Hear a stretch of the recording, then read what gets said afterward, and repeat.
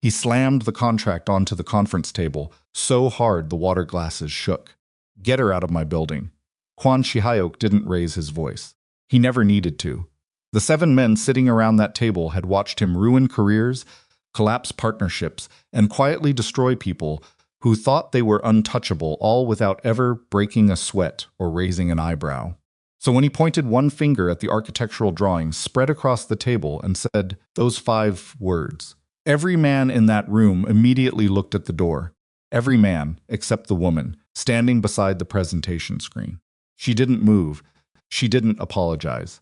She looked directly at Kwon Si-hyeok, the most feared man in Seoul, and said, "I'll leave when the presentation is finished." The room stopped breathing. If this story already has you asking, what happens next? You're in the right place. Subscribe to this channel right now and hit that notification bell so you never miss what comes next. Drop a like on this video and tell me in the comments, what city and country are you watching from? I want to see exactly how far this story has traveled. Now let's go back to the beginning. Because what happened in that conference room was only the surface of something much deeper, much messier, and much more dangerous than anyone in Seoul saw coming. Kwon Si-hyeok had a rule about mornings. He never wasted them on things that didn't matter. By 6:30, he had already reviewed overnight reports from 3 different shipping terminals, responded to 2 legal inquiries through his personal attorney, and finished the kind of breakfast that most people would call lunch grilled, short rib rice, and a bowl of soup his housekeeper left covered on the stove before he woke up. His apartment, on the 42nd floor of a building he technically owned, occupied a space that had been designed by an architect who charged more per hour than most Korean families earned in a month. The furniture was expensive and deliberately impersonal. No photographs, no art that meant anything to him. A few objects that looked meaningful because someone told him they should. He stood at the floor-to-ceiling window with his second cup of coffee and looked out at the Han River below, and he felt exactly nothing. That was the part nobody understood about Si-hyeok. People assumed powerful men woke up feeling powerful. Something, like the weight of their empire, was something they carried proudly on their shoulders every morning, some cinematic burden that made them brooding and complicated. The truth was simpler and uglier. Si-hyeok woke up most mornings feeling vaguely bored. He was 33 years old. He had built nothing. He had inherited everything: the maritime logistics company, the warehouses, the clubs, the private security operation. And underneath all of it, stitched into its foundation like rebar inside concrete, the Baeko Syndicate. 3 generations of Kwon men had constructed it. His grandfather had run dock operations in Busan with his bare hands and ruthless instincts. His father had expanded it into Seoul through a combination of legitimate business deals and extremely selective violence. Si-hyeok had stepped into the chairman's chair at 26 after his father formally handed him the title, and the machine had simply continued running. Nobody had asked him whether he wanted it. Nobody had asked him anything, really. He drained the coffee, straightened his jacket, and checked his phone. 14 messages, 3 from lieutenants, 2 from legal, 1 from his father, which he did not open, and 1 from his driver, confirming that the car was waiting downstairs. He was supposed to attend the executive meeting for the Incheon waterfront development at 9. He planned to arrive at 9:15. Not because he had somewhere else to be, because arriving late reminded everyone in the room who held the actual authority. His father had taught him that one back when Si-hyeok was 17, and still confusing noise for power. "You don't have to shout," Tae-song had said. "You just have to make them wait." He had been making people wait ever since. The Incheon project was supposed to be the crown of the Kwon family's legitimate operations. 300,000 square meters of abandoned industrial waterfront being transformed into luxury residences, boutique hotels, commercial towers, and public marina space. On paper, it was spectacular. In practice, it had been bleeding money for 14 months. Rotating through 2 architectural firms and 1 disgraced project director who had apparently been falsifying progress reports for 6 of those months before anyone noticed. Si-hyeok had not noticed, because Si-hyeok had not been paying close enough attention. That was the version of events his father had delivered 3 weeks ago, sitting across from him in the Kwon estate study with the controlled fury of a man who had spent decades learning not to show his anger openly. Project is embarrassing us, Taesong had said. Fix it or I will find someone who will. Si-hyeok had fixed it in his usual way. He made phone calls. He replaced personnel. He approved a contract with an international consulting firm that specialized in rescuing troubled luxury developments. The firm sent someone from their Atlanta office, a consultant named Zora Ellington, who had apparently rebuilt 2 similar projects in Dubai and 1 in Singapore. Si-hyeok had not read her file. He'd had his assistant summarize it in 3 sentences, which he'd skimmed between other calls. He arrived at the executive meeting at 9:14. The conference room was on the 27th floor of the Kwon Maritime Holdings building in central Seoul. 17 people were seated when he entered. The room went quiet in that specific way it always did when he walked into a space, not dramatically, not like a movie. Just a slight tightening, a collective adjustment. People sat a little straighter. Eyes moved to their documents. 2 of his senior executives exchanged a quick glance and then immediately looked elsewhere. Si-hyeok was used to rooms doing that. What he was not used to was one person in the room simply not doing it. She was standing beside a presentation screen at the far end of the table, a presentation clicker in her right hand, completely mid-sentence when he walked in. She was wearing a dark blazer over a structured top in deep burgundy. She was tall, her natural hair pulled back with a few pieces loose at her temples, and she was something about soil stability data and its effect on the foundation recalculation timeline. She did not stop. She did not even look at him. Si-hyeok paused at the door. One of his executives, Park Young-hyun, head of development operations, half rose from his chair with the expression of a man who understood that somebody was about to have a very uncomfortable day. Chairman Kwon, sit down, Si-hyeok said quietly. Park sat. Si-hyeok moved to his chair at the head of the table. He settled in. He looked at the woman at the screen. She was still talking, which means the Eastern Foundation sections require a complete recalculation before any structural steel can go vertical. I know that's not what the previous projections showed, but the previous projections were working from survey data that was 18 months out of date. The ground shifted. The water table shifted. The whole Eastern approach has to be reconsidered. One of the project managers raised his hand slightly. Miss Ellington, the chairman has arrived. I heard, she said, without looking away from the screen. He can catch up. The temperature in the room dropped approximately 4 degrees. Si-hyeok heard his personal assistant, seated to his left, make a very small, almost imperceptible sound, something between a held breath and a swallowed gasp. He looked at Zora Ellington. She clicked to the next slide and kept going.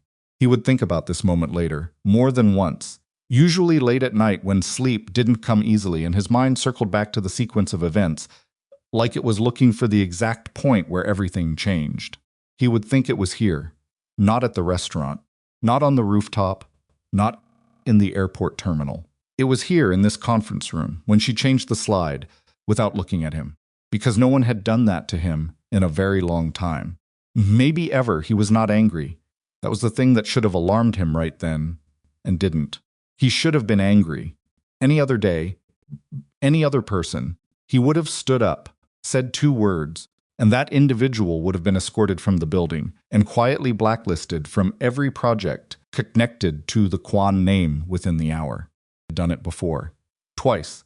Once to a city official who decided to make a point about public infrastructure access. Once to a lawyer who made the mistake of interrupting him during a settlement negotiation. He did not stand up. He sat back in his chair and watched her. She was good. He recognized that even before he understood what she was actually saying. The way she moved through the information had no performance in it. She wasn't trying to impress the room. She was talking to them the way a surgeon talks to a family, clearly, without comfort, giving them exactly what they needed to know and none of what they wanted to hear. The foundation issue would cost them roughly 2 months and a significant budget reallocation.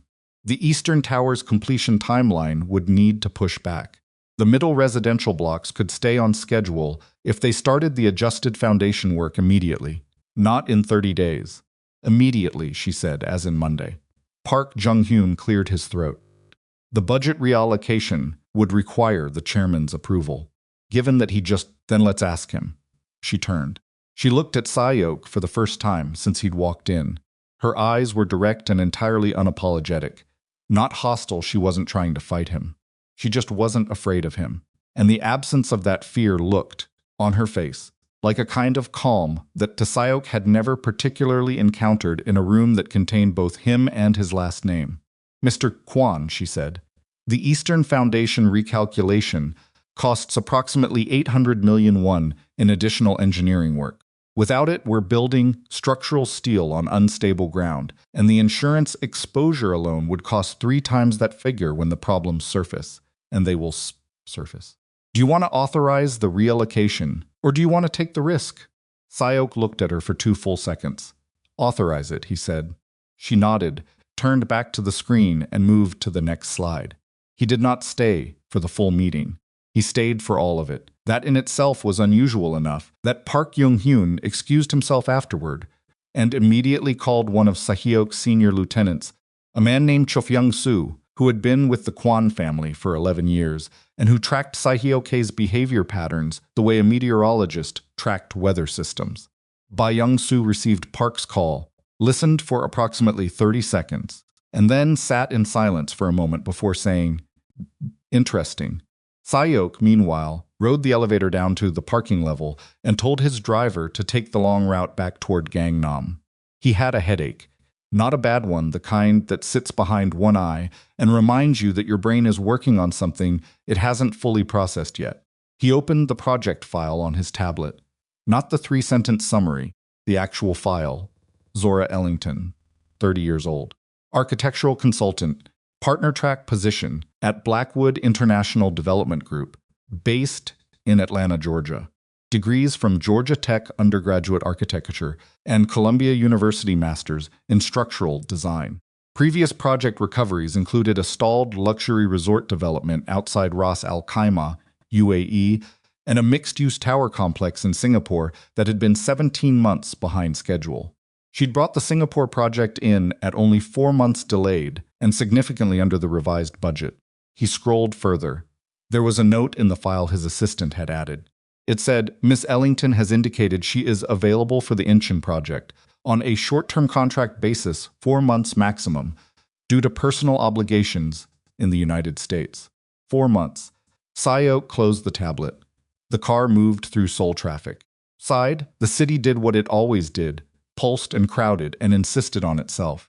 He watched it without really seeing it, which was how he watched most things these days. 4 months was not a long time. He wasn't sure why that thought arrived in his head and decided to stay there. He told himself the reason he started attending every executive meeting was oversight. Project was a mess. His father was watching.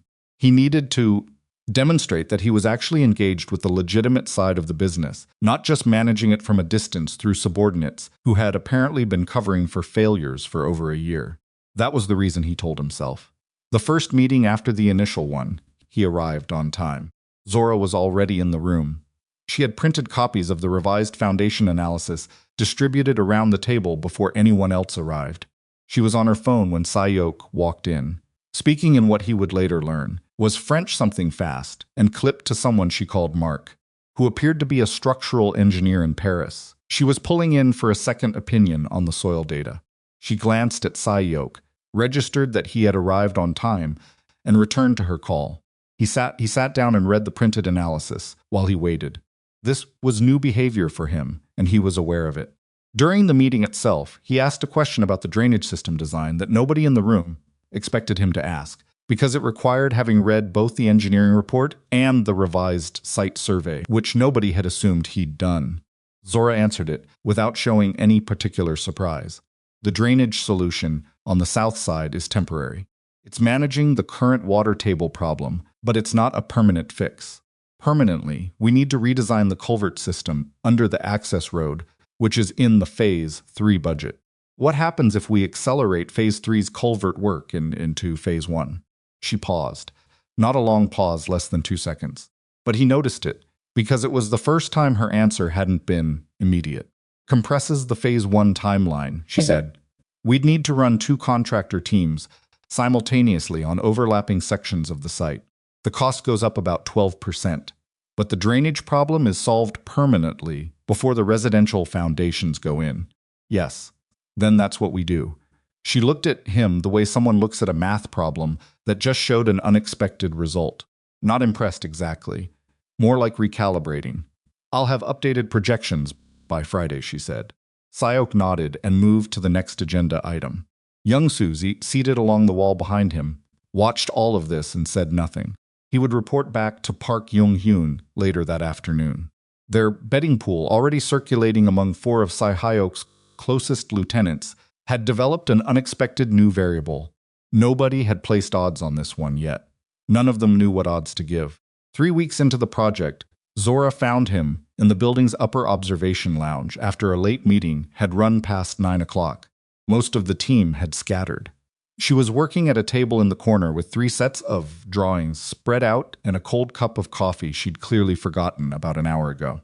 Si-hyeok was there because he'd told his driver to wait and then couldn't bring himself to leave. He told himself he was reviewing the latest contractor reports. This was partially true.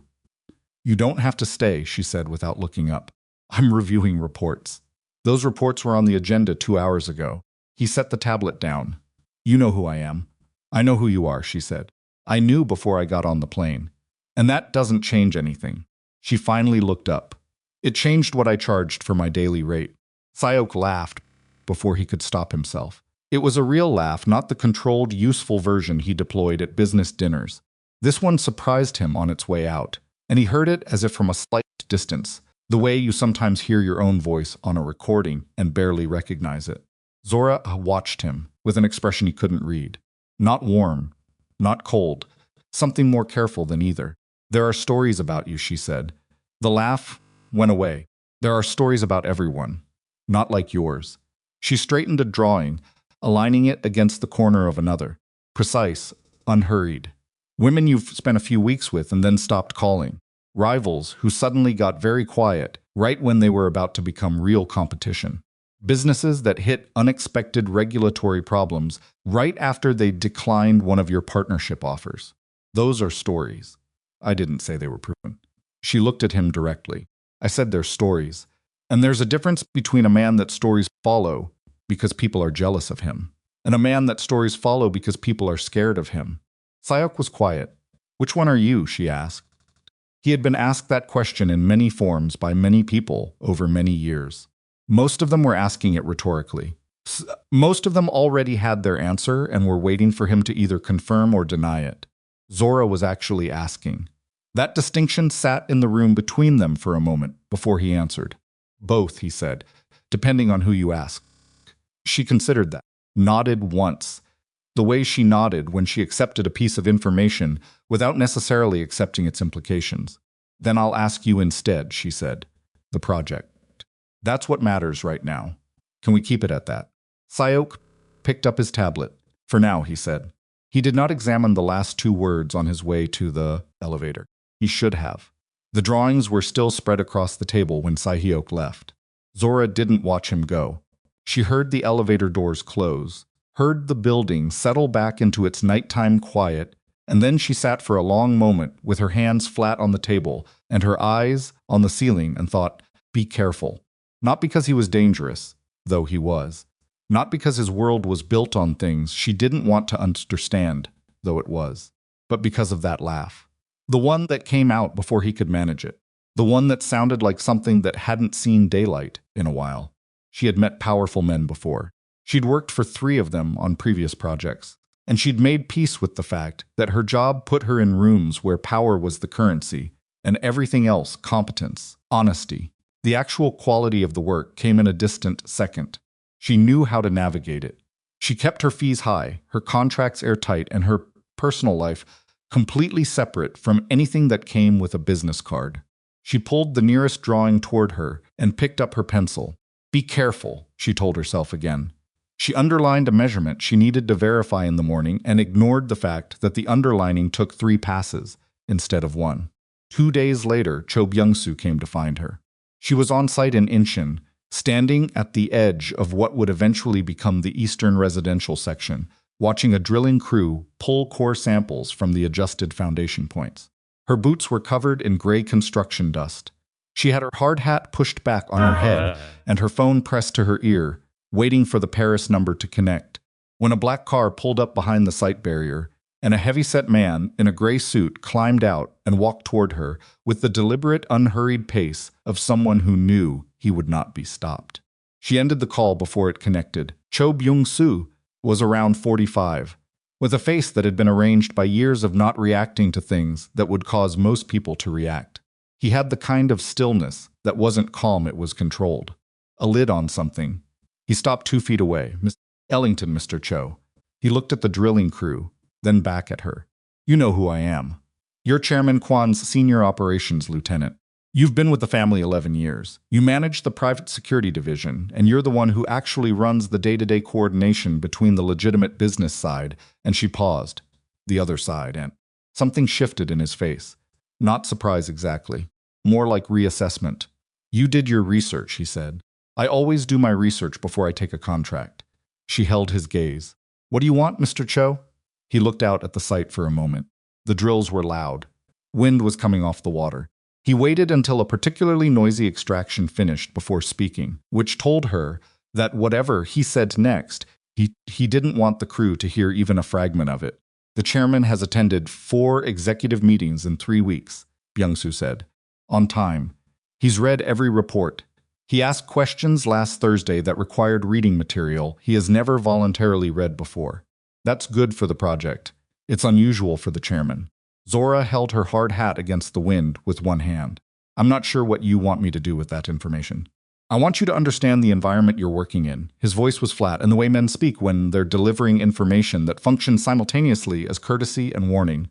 Si-hyeok is not a man who develops habits for no reason. When he changes his behavior, there is always a cause. And when that cause is a person, he let the pause do its work. That person's position becomes complicated. My position is architectural consultant. 4 months, then I'm gone. It's in the contract. Contracts, Byung-soo said mildly, are documents. The situations they're meant to describe are sometimes less tidy. A gust pushed across the site and rattled something metallic behind them. Zora turned to face him fully. "Mr. Cho, I appreciate the heads up. I genuinely do. But I'm going to ask you to say whatever you're actually here to say, because I have drilling data to review and a Paris call to return." He looked at her for a long moment. The lid stayed on, but she saw something move underneath it, not hostility. Something closer to respect, and also something she couldn't quite name. "Don't mistake the chairman's interest for something simple," he said. "And don't mistake my coming here for interference. I came because in 11 years, I have watched 3 women try to read Si-hyeok and fail. Not because they weren't intelligent." A pause. "Because they wanted what he appeared to be, and by the time they understood who he actually was, they were already in a position they couldn't easily leave." The drilling crew started on a new core point. The noise swallowed the space between them. "I'm already leaving," Zora said. 4 months. Byung-soo nodded once. Then he turned and walked back to his car. She watched the car pull away and then turned back to the site and stood very still for a moment, the wind pushing at her jacket, the drill noise filling her ears. A sound like greens splitting, and thought about the specific texture of warnings that come from warn you, unless something about the situation has already gone past what they can quietly manage.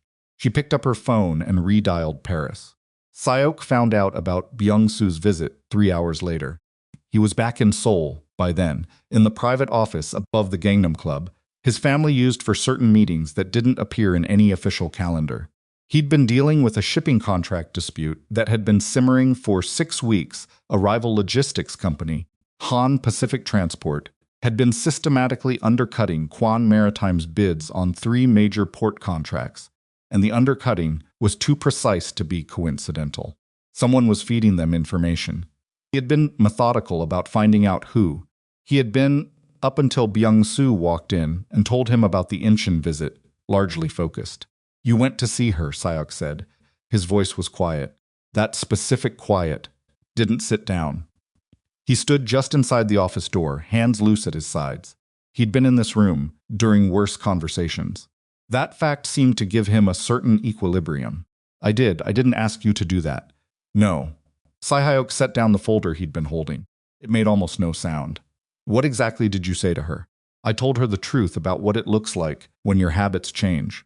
And I told her what happened to the last 3 women who tried to stay in your orbit without understanding what they were walking into.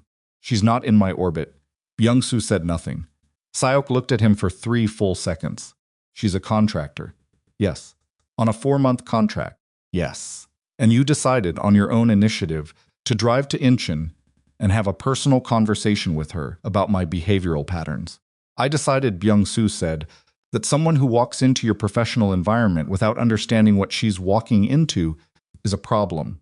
Either she understands and manages herself accordingly, or she doesn't understand and becomes a complication. I have spent 11 years managing complications. Si-hyeok picked the folder back up, opened it, and looked at the page inside without reading it. Don't do that again, he said. Understood. And Byung-soo. The older man paused at the door. What did she say when you told her? Byung-soo was quiet for a moment. She said she's leaving in 4 months. And she said it like she meant it. He left. Si-hyeok closed the folder. The information from Han Pacific was in there, 3 pages of carefully sourced evidence pointing toward a mid-level operations coordinator named Shin, who had apparently been selling route data for 8 months. It was the kind of problem that 6 weeks ago would have held his complete attention from the moment he saw it. He sat with the folder closed in his hands and thought of what it meant that someone had said they were leaving. And that information had landed in his chest with more weight than a betrayal he'd been tracking for 2 months. He was not a man who generally required this much time to identify what bothered him. He opened the folder. Shin would be handled by Friday. He read the same page 4 times. The moment the photographs came, it was a Tuesday. Si-hyeok had taken Zora to dinner the previous Friday. This itself had happened organically, which was how the things that upended him always happened, not through plans, but through small accumulated moments that reached a point where the next step simply felt inevitable. They'd been alone in the conference room past 8 o'clock, working through a revised contractor schedule that had been thrown off by a material delivery delay. The rest of the team had been gone for hours. Someone had left a half-eaten box of convenience store kimbap on the side table, and neither of them had touched it. The city outside was doing its Friday night thing, all lit up and pulsing, and at some point Zora had pushed back from the table and said she needed real food, or she was going to start making errors in the load calculations. Si-hyeok had said he knew a place. She'd looked at him the way she sometimes did, like she was calculating something he wasn't giving her all the variables for. What kind of place? She said. The kind that doesn't know my name. She considered that. That supposed to impress me? Supposed to get you dinner. She stood, picked up her bag, and said, lead the way. He took her to a neighborhood in the old part of the city that had been slowly giving way to development for 20 years, but still held onto certain corners that felt like they'd been sealed against time. The restaurant was the kind of place with 4 plastic tables and a menu handwritten on a whiteboard, and a grandmother in the kitchen who had been making the same 3 soups since before Si-hyeok was born. His grandmother had brought him here, the first time, when he was 9. After that, he'd come by himself. He'd never brought anyone with him.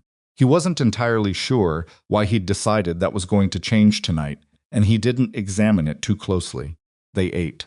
The soup was as good as it always was. Zora ordered a second bowl without asking whether that was acceptable, and he noticed the absence of self-consciousness in it, the way she was just hungry and eating and not performing anything. Tell me something real, she said between the first bowl and the second. Not the chairman version. The actual version. He thought about deflecting. The habit was so deep, it barely felt like a choice anymore. Instead, he said, my grandmother was the only person in this family who talked to me like I was a person and not a succession plan. Zora was quiet. She died when I was 24. Before I took the company, sometimes I think he stopped. What? That she would have found me very disappointing. Zora put her spoon down. She didn't say he was wrong. She didn't say he was right. She said, my father died when I was 19. I was in my 2nd year of architecture school, and he'd been working on this community center design for years, this building he was going to donate his services for the neighborhood he grew up in Atlanta. He never finished it. You finished it. She looked at him. How did you? I read your file, the whole file, after the first meeting. Something moved across her face. Not warmth. Exactly more like the moment before warmth, when you realize you've been seen by the specific thing you were half hoping might look. I finished it, she said. Took me 2 years. I did it at night while I was finishing school. My professors thought I was insane. Were they wrong? She picked her spoon back up. Completely. I was just a person who needed to finish something. They stayed at that table for 2 hours. The photographs were published 4 days later by 2 separate tabloid accounts that covered Kyriesen's celebrity and business gossip. Someone had been outside the restaurant. Someone with a telephoto lens, and Si-hyeok suspected a tip from someone who knew where he'd gone and decided that information was worth something to the right buyer. The images were clear. Si-hyeok and Zora arriving. Zora laughing at something through the restaurant window. Her head tilted back. Si-hyeok leaning forward across the table, them leaving, close together on the narrow sidewalk. Captions ranged from gleeful to contemptuous, but they agreed on the basic narrative, the Kwon heir's latest. The only variation was in how long the commenters expected it to last. Most bets were on 6 weeks. A few cynics went as low as 3. Si-hyeok saw some at 7 in the morning when one of his PR people sent a briefing. He read the captions. He looked at the photograph of Zora, laughing through the restaurant window for a moment longer than was necessary, then closed his phone and called his driver. Zora had seen them too. She texted him one line, "We need to talk." He arrived at the Incheon site at 9. She was waiting for him outside the temporary site office, not in it. She hadn't, her arms crossed and her jaw set, and she looked at him with the specific expression of someone who has been proven right about something they did not want to be right about. "Told you it was complicated," he said. "You told me it was dinner." It was dinner. Those photos have been shared 1,100 times in 14 hours. Her voice was flat and controlled, which was worse than if it had been loud. The comments are already doing the thing. Kwon's new toy. Give it a month. The woman he's going to get tired of. She stopped. I told myself I was being paranoid. You weren't wrong to be careful. But this isn't what those photos. I know what it looks like, and I know what it is, and right now those two things are the same. She unfolded her arms. I don't want to be a story on the internet. I don't want to be a line in your betting pool. His jaw tightened. What betting pool? She looked at him. He had the grace to not pretend further. He knew about the pool. He'd allowed it because it had always been harmless. It was about him, not about the women involved, which he'd told himself was a meaningful distinction. Standing in front of Zora Ellington in the gray Incheon morning, he understood for the first time that it wasn't. It's not started. If you say it's not what it looks like, Si-hyeok, I will walk back into that thought's office, and we will discuss nothing but reinforced concrete for the next 3 months. He stopped. Good, she said, then listen. She looked at him steadily. No performance in it. I am not someone you pursue, because I said no the first time, and that made me interesting. I'm a person. I went to dinner with you because I thought maybe you were actually something different from what your reputation says you are. But your reputation exists for a reason, and those pictures exist because the world that follows you around doesn't take breaks just because you feel like taking one. You're right, he said. She stopped. He said it again, differently, like he meant it. You're right. The wind moved between them. The drilling was starting up behind the fence. I have never, he said carefully, brought another person to that restaurant. I need you to know that. Not because it changes the photographs. Not because it answers the question about what I'm capable of. But because you asked me for the real version of something that night. And that was the real version. He paused. I don't know how to give you proof of something I've never had to prove before. I don't have a history that supports anything I could say right now. Zora looked at him for a long, quiet moment. I know, she said. She walked back into the site office. He stood outside in the dust and the cold for a moment, hands in his pockets, and felt something unfamiliar settling into his chest.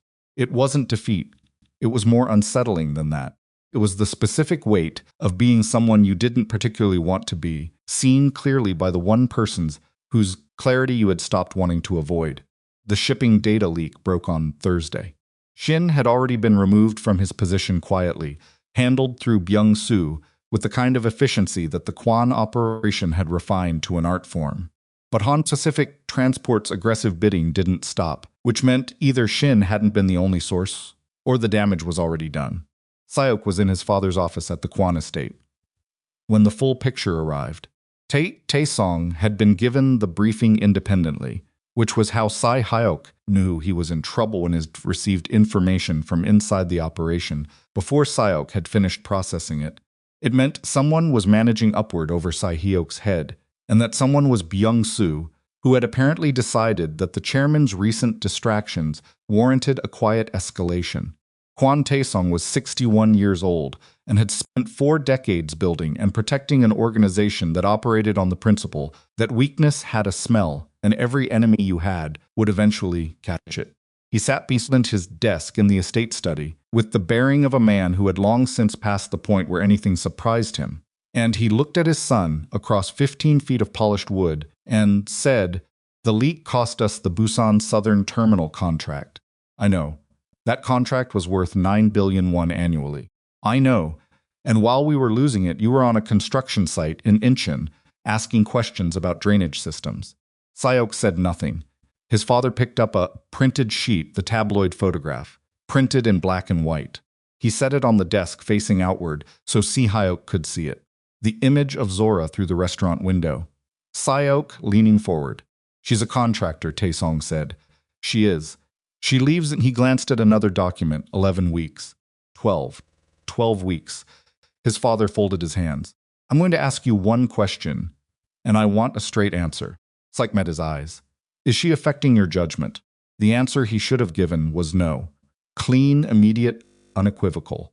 The answer that closed the conversation and preserved his standing with his father and reassured the organization that its chairman remained purely operational in his thinking. He sat with it for 2 seconds. "She's affecting my attention," he said. "Not my judgment." His father looked at him for a long time. "Those two things are not as separate as you seem to think." He stood, which ended the discussion in the way Taesong always ended discussions, not by leaving, but by making the room feel like you'd already stayed too long. "The Yoon arrangement," Taesong said, his back now to Si-hyeok, looking out the estate window at the garden that hadn't changed in 20 years. "I've let it sit long enough." Seo-rin's father reached out again this week. The shipping route consolidation alone would replace what we lost with Busan, and then some. "You're 33. The family needs stability." Si-hyeok had known about the Yoon arrangement for 3 years. He'd known about it the way you know about a document in a drawer. It existed. It had implications, and as long as the drawer stayed closed, you didn't have to engage with its contents. "I haven't agreed to it," he said. "You haven't refused it," his father said quietly, still looking at the garden. "And in this family, silence has always been a kind of answer." Si-hyeok stood. He walked out of the estate and got into his car and told his driver to just drive, no destination. The city opened up around him, all moving parts and indifferent noise, and he sat in the back seat with his hands loose on his thighs and understood, for the first time, that the drawer was not going to stay closed. His father would open it. The Yoon family would stand on the other side of it. And when that happened, his silence was going to look to anyone watching, including himself, like a decision he had already made without being willing to call it one. He thought about what Zora had said that morning on the site. Your reputation exists for a reason. She wasn't wrong. And his reputation, he was beginning to understand, wasn't only about the women he'd stopped calling or the rivals who'd gone quiet. It was about this pattern of leaving every door ajar, never committing, never refusing, keeping options available because options felt like power and closing them felt like loss. He had been doing that his entire adult life. He had been doing it with the Yoon arrangement for 3 years. He pulled out his phone and opened Zora's contact. He didn't call. He held the phone and looked at her name on the screen and thought about 12 weeks and what he was going to do with the distance between now and the moment she got on a plane. His phone lit up, a message from his father. It was 4 words, "Come home tonight." Dinner, and then, 2 seconds later, a second message that his father had never sent him before in 33 years of being his son, because it had never needed to be said, because the assumption had always been shared, the Yoons will be there. Si-hyeok read both messages. He put the phone face down on the seat beside him. Outside Seoul went on, being Seoul enormous and lit and completely indifferent to the fact that in the back of a black car moving through its Thursday night traffic, The man his father had spent a lifetime preparing to inherit an empire had just arrived, quietly and with ceremony, at the exact moment where every road behind him was still open, and every road ahead was about to close. The Yoon family arrived at 7:30. Si-hyeok was already there. He'd driven back to the estate after 40 minutes of going nowhere in particular, which was as close as he came to making a decision through physical motion. He'd changed into a jacket that didn't carry the construction dust of the afternoon, sat in the east sitting room with a glass of water he didn't drink, and waited. He heard them before he saw them. Voices in the foyer, his father's, measured and welcoming, in the way that Taesong reserved exclusively for people he was either about to do business with or about to destroy. And then another voice, older, rougher at the edges. Yoon Dae-jung, patriarch of the Yoon organization, who had built his family's influence along the western shipping routes, with a ferocity that even Taesong spoke of with something approaching genuine respect. And then lighter footsteps, quieter. Yoon Seo-rin walked into the sitting room before anyone introduced her. She was 28, small-boned, with the posture of someone who had spent years learning to take up exactly the right amount of space, not too little, which read as weakness, not too much, which read as provocation. She wore a dark green dress and carried herself with the specific composure of a woman who understood she was being presented and had decided long ago that she would be presented on her own terms or not at all. She looked at Si-hyeok. "He stood Chairman Kwon," she said. Her voice was neutral. She extended her hand, and he shook it, and the handshake was exactly as businesslike as a handshake between two people who understood they were commodities in a transaction they hadn't designed. "Ms. Yoon," he said. Their fathers entered the room behind her. Taesong's eyes moved to Si-hyeok's face and stayed there for exactly 1 second, long enough to confirm his son was present, controlled, and not about to do anything that would require cleanup. Then they moved on. Dinner was served in the estate dining room. The cook had made 6 courses, which was the estate's version of formal occasions when the table had 6 courses. It meant the conversation would be conducted with particular care, because everyone, sitting at it understood the weight of what they were deciding, and nobody wanted to be the one who let it become messy before the appropriate moment. Si-hyeok sat across from Seo-rin and 3 seats down from his father and ate with the mechanical competence of a man whose body knew what to do with a fork while his mind was somewhere else entirely. Seo-rin, he noticed, was watching him with the same careful calibration he was watching her. Not with warmth, not with hostility, with assessment. She had grown up in the Yoon household, the way he had grown up in the Kwon, one understanding from childhood, that the family name was a structure you lived inside of. And structures had load-bearing walls you didn't touch and decorative elements you could choose. At some point during the 3rd course, she said quietly, so that only he could hear, "You don't want to be here." He looked at her. "I don't either," she said. She picked up her fork. "For what it's worth." He said nothing for a moment. Then the shipping route consolidation.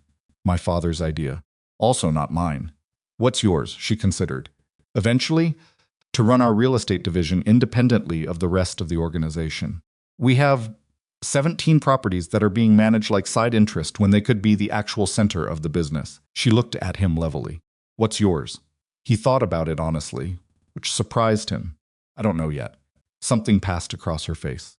Not sympathy recognition. The specific recognition of one person in a cage seeing another person in a cage and understanding that neither of them had put themselves there. "Then we have that in common," she said. They finished dinner. Afterward, the fathers retired to the study. Siren and Si-hyeok stood in the hallway outside it, both knowing that behind the closed door, the actual conversation was happening, the one that involved numbers and routes and projected alliance value.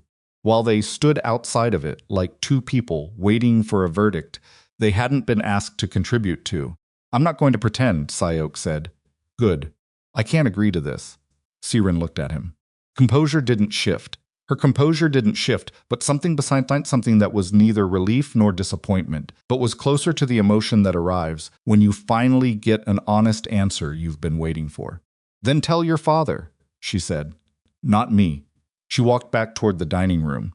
He stood in the hallway outside his father's study with the closed door in front of him and his hand at his side and did not knock. Not yet. He drove to the construction site at 11 o'clock at night. Not to find Zora, she wouldn't be there at that hour. He drove there because the site was the only place connected to all of this that was also genuinely unfinished. A sound like green wood splitting, and there was something about standing in a place that was still being built that felt necessary when everything else felt like it was closing down to its final shape. The security guard at the gate knew him by now. The man waved him through without questions. Si-hyeok walked to the eastern section, the part that had been the problem from the beginning, the ground that had shifted and required everything to be reconsidered from the foundation up. The drilling crew was gone.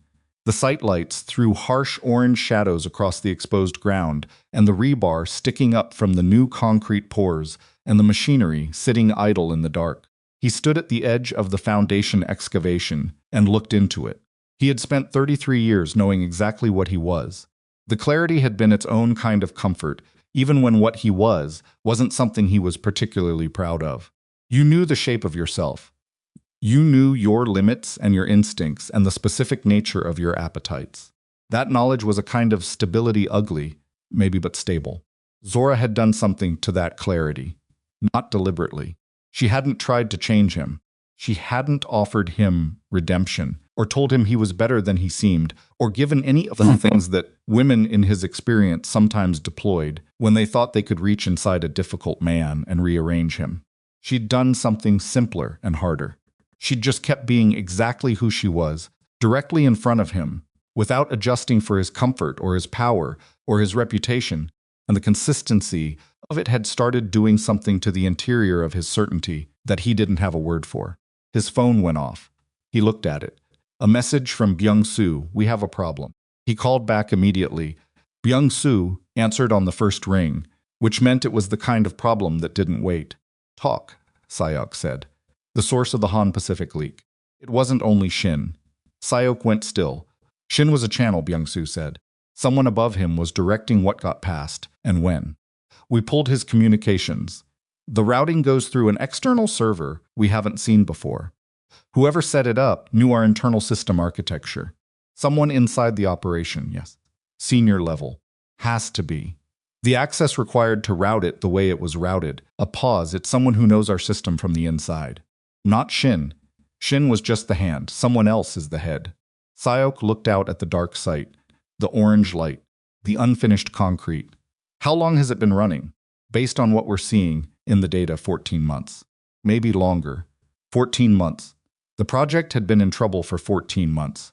The timeline sat in his chest like a piece of metal. Who knows you found this? Only me. I came to you first. Keep it that way. I want the full communication trace on my desk by morning. He paused. Don't tell my father. Not yet. A beat of silence. Understood. He ended the call. He stood on the site in the cold with the information arranging itself into its implications one by one, and the implications were not good. Someone inside the operation, senior enough to know the system architecture, had been feeding intelligence to a competitor for over a year. That someone had watched the Han Pacific contract losses and said nothing. Had sat in meetings with Si-hyeok and said nothing. Had possibly been in the room when the Incheon project's problems were first discussed. This was not a problem you solved quietly. This was the kind of problem that, once it surfaced fully, changed the shape of everything around it. The trace came back at 6 in the morning. Si-hyeok had not slept. He'd gone back to his apartment and sat at the desk in the study that he used when he needed to think without interruption, and he'd gone through the Incheon project files and the shipping contract records and the HR profiles of every senior-level person in the operation with the systematic thoroughness of a man who understands that the worst discoveries are always the ones you should have seen coming but convinced yourself not to look for. Byung-soo arrived at 6:15 with the printed trace and a second document he placed on the desk without explanation, letting it speak for itself. Si-hyeok looked at the name at the top. He picked the document up. He read it once. He set it down. Park Young-hyun, he said. Yes, Park Young-hyun, head of development operations. 14 years with the Kwon organization. The man who had half risen from his chair when Si-hyeok walked into that first Incheon meeting. The man who had been running day-to-day project oversight while Si-hyeok managed from a distance. The man who had been, by every visible measure, loyal. The project failures, Si-hyeok said. He managed which information reached you and which didn't. The previous two architectural firms, the reports about their failures went through him before they reached your desk. He edited them. Byung-soo's voice carried no particular emotion, which meant he was working hard to keep it that way. 14 years was a long time. The falsified progress reports from the previous director Park signed off on them before they were passed upward. He knew they were falsified. Why? Han Pacific offered him a founding partnership in a new entity they're setting up. Equity, not a salary, a stake. Byung-soo paused. He's been running the project into the ground deliberately to depress its valuation. The long-term play was a distressed asset acquisition. Si-hyeok was quiet for a moment. They were going to buy the Incheon project, he said, after we'd absorbed enough losses to need to sell, at somewhere between 30 and 40% of its actual value. Yes. The room was silent. Si-hyeok stood up. He walked to the window. The city was just starting its morning, that specific pale gray that came before the sun fully committed to the day. Where is he now? At the project offices. He comes in early on Fridays. Don't touch him. Don't tell him anything. I want him in his office, completely unaware when I arrive. Si-hyeok turned from the window. And Byung-soo, the project data he's had access to. Zora's foundation analysis, the revised structural plans. She sent everything through the secure server. He had access. The weight of that landed differently than the business information. It landed like something personal, which made Si-hyeok aware that the line between those two categories had moved significantly over the past 3 weeks. Has he shared any of it? We don't know yet. The trace is still being mapped. Si-hyeok picked up his jacket. I want to know within the hour. He drove to the project offices himself. No driver.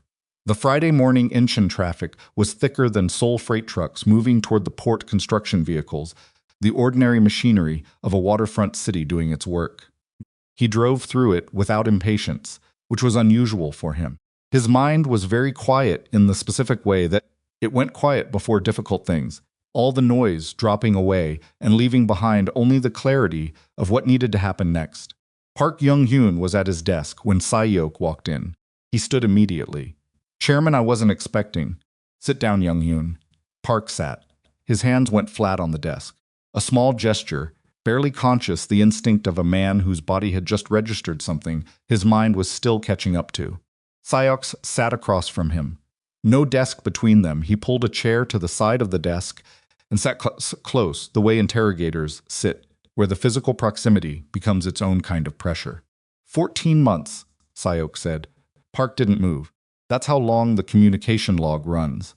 14 months of routing intelligence through an external server to Han Pacific Transport.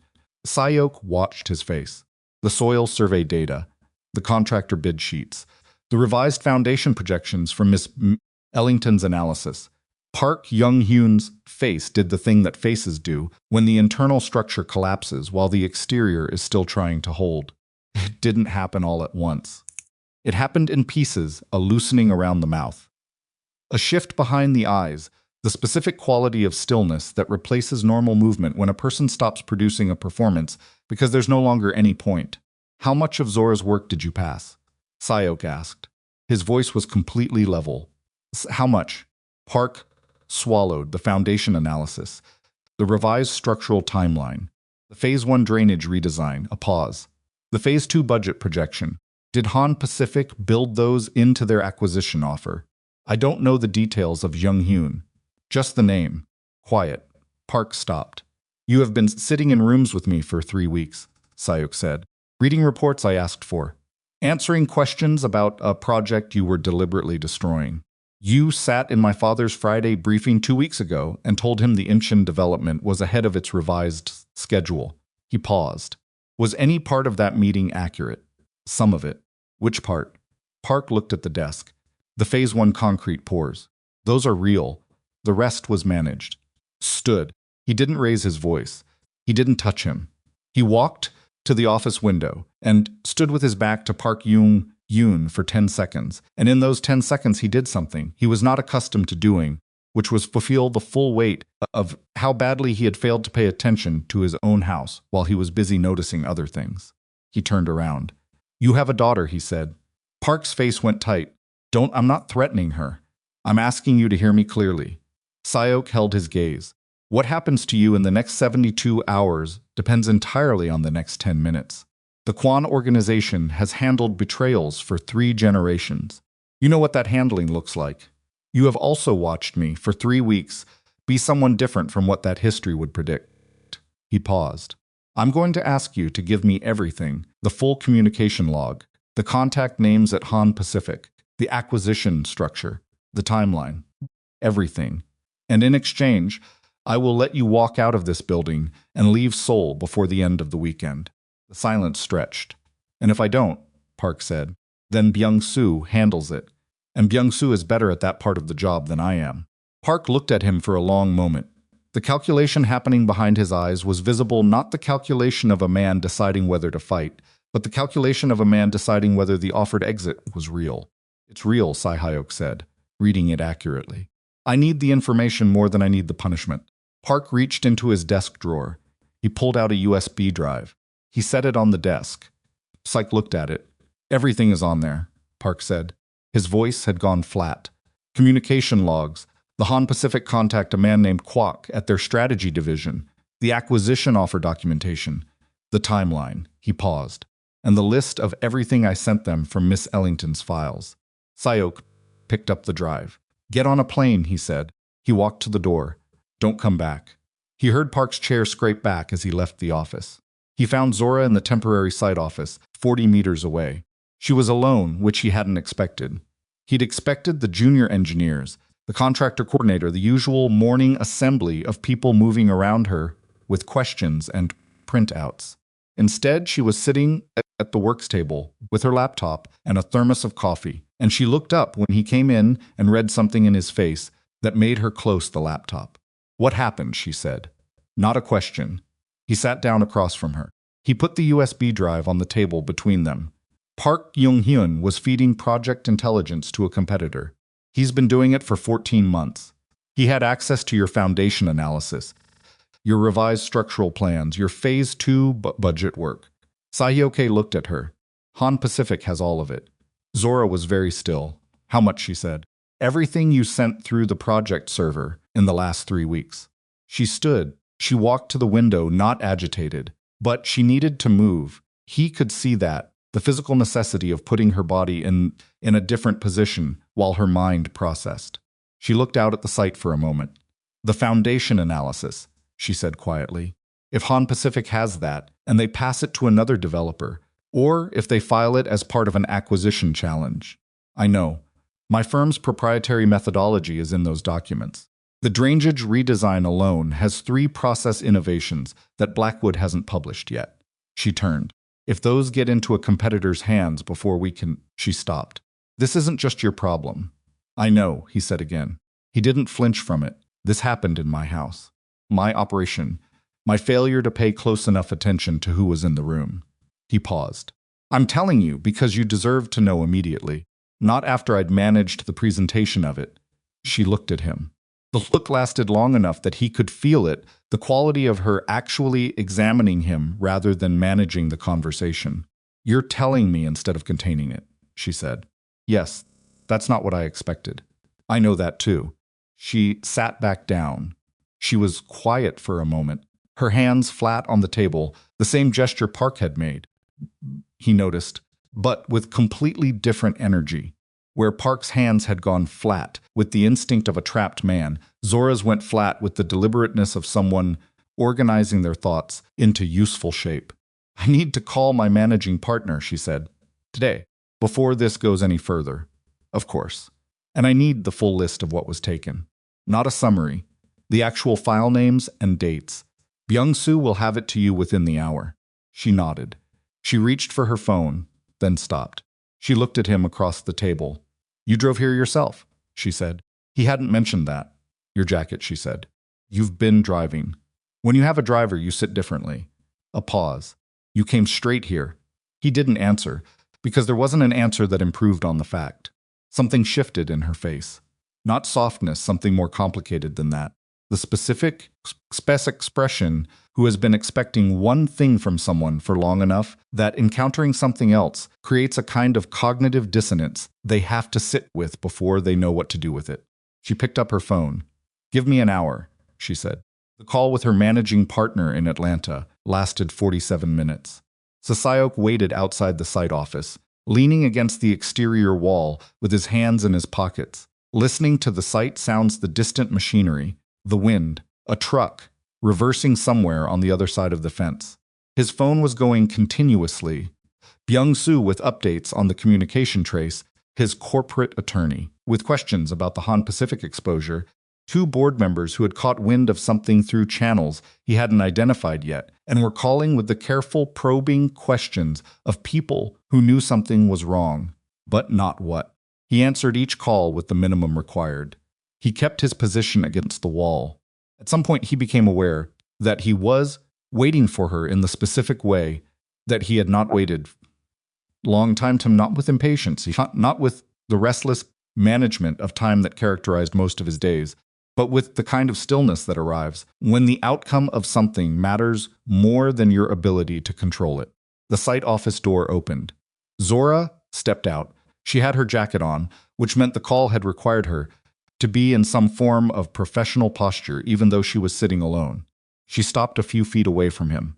My firm is filing protective documentation this afternoon, she said. It doesn't fix it, but it establishes the timeline. My attorney is coordinating the same from our side. We can jointly establish that the material was taken without authorization. She looked at him. Your legal team and my firm's legal team working together. Problem? She paused. No, it's not a problem. She looked out at the site. My partner asked me if I wanted to pull the contract.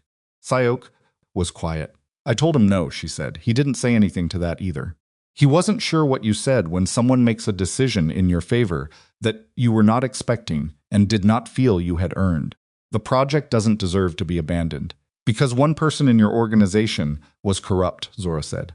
The work is still real. The foundation is still getting fixed.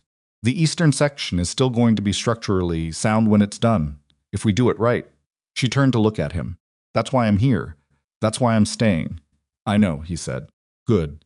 She held his gaze for a moment. Now tell me what else you're not saying. He looked at her. You drove here yourself, she said. Before you called your attorney, before you called Byung-soo, apparently before you did anything else this morning, you came here, which means something happened before Park, or alongside it, that brought you to Incheon in a car you drove yourself at whatever hour you left Seoul. He was quiet for a moment. Dinner at the estate, he said. Last night, the Yoon family. He watched her understand it. Not all of it, not the specifics, but the shape of it. The tabloid captions surfaced in her expression briefly, and then went still. The arrangement your father wants, she said. Yes. And you went. I went, he paused. I didn't agree to anything.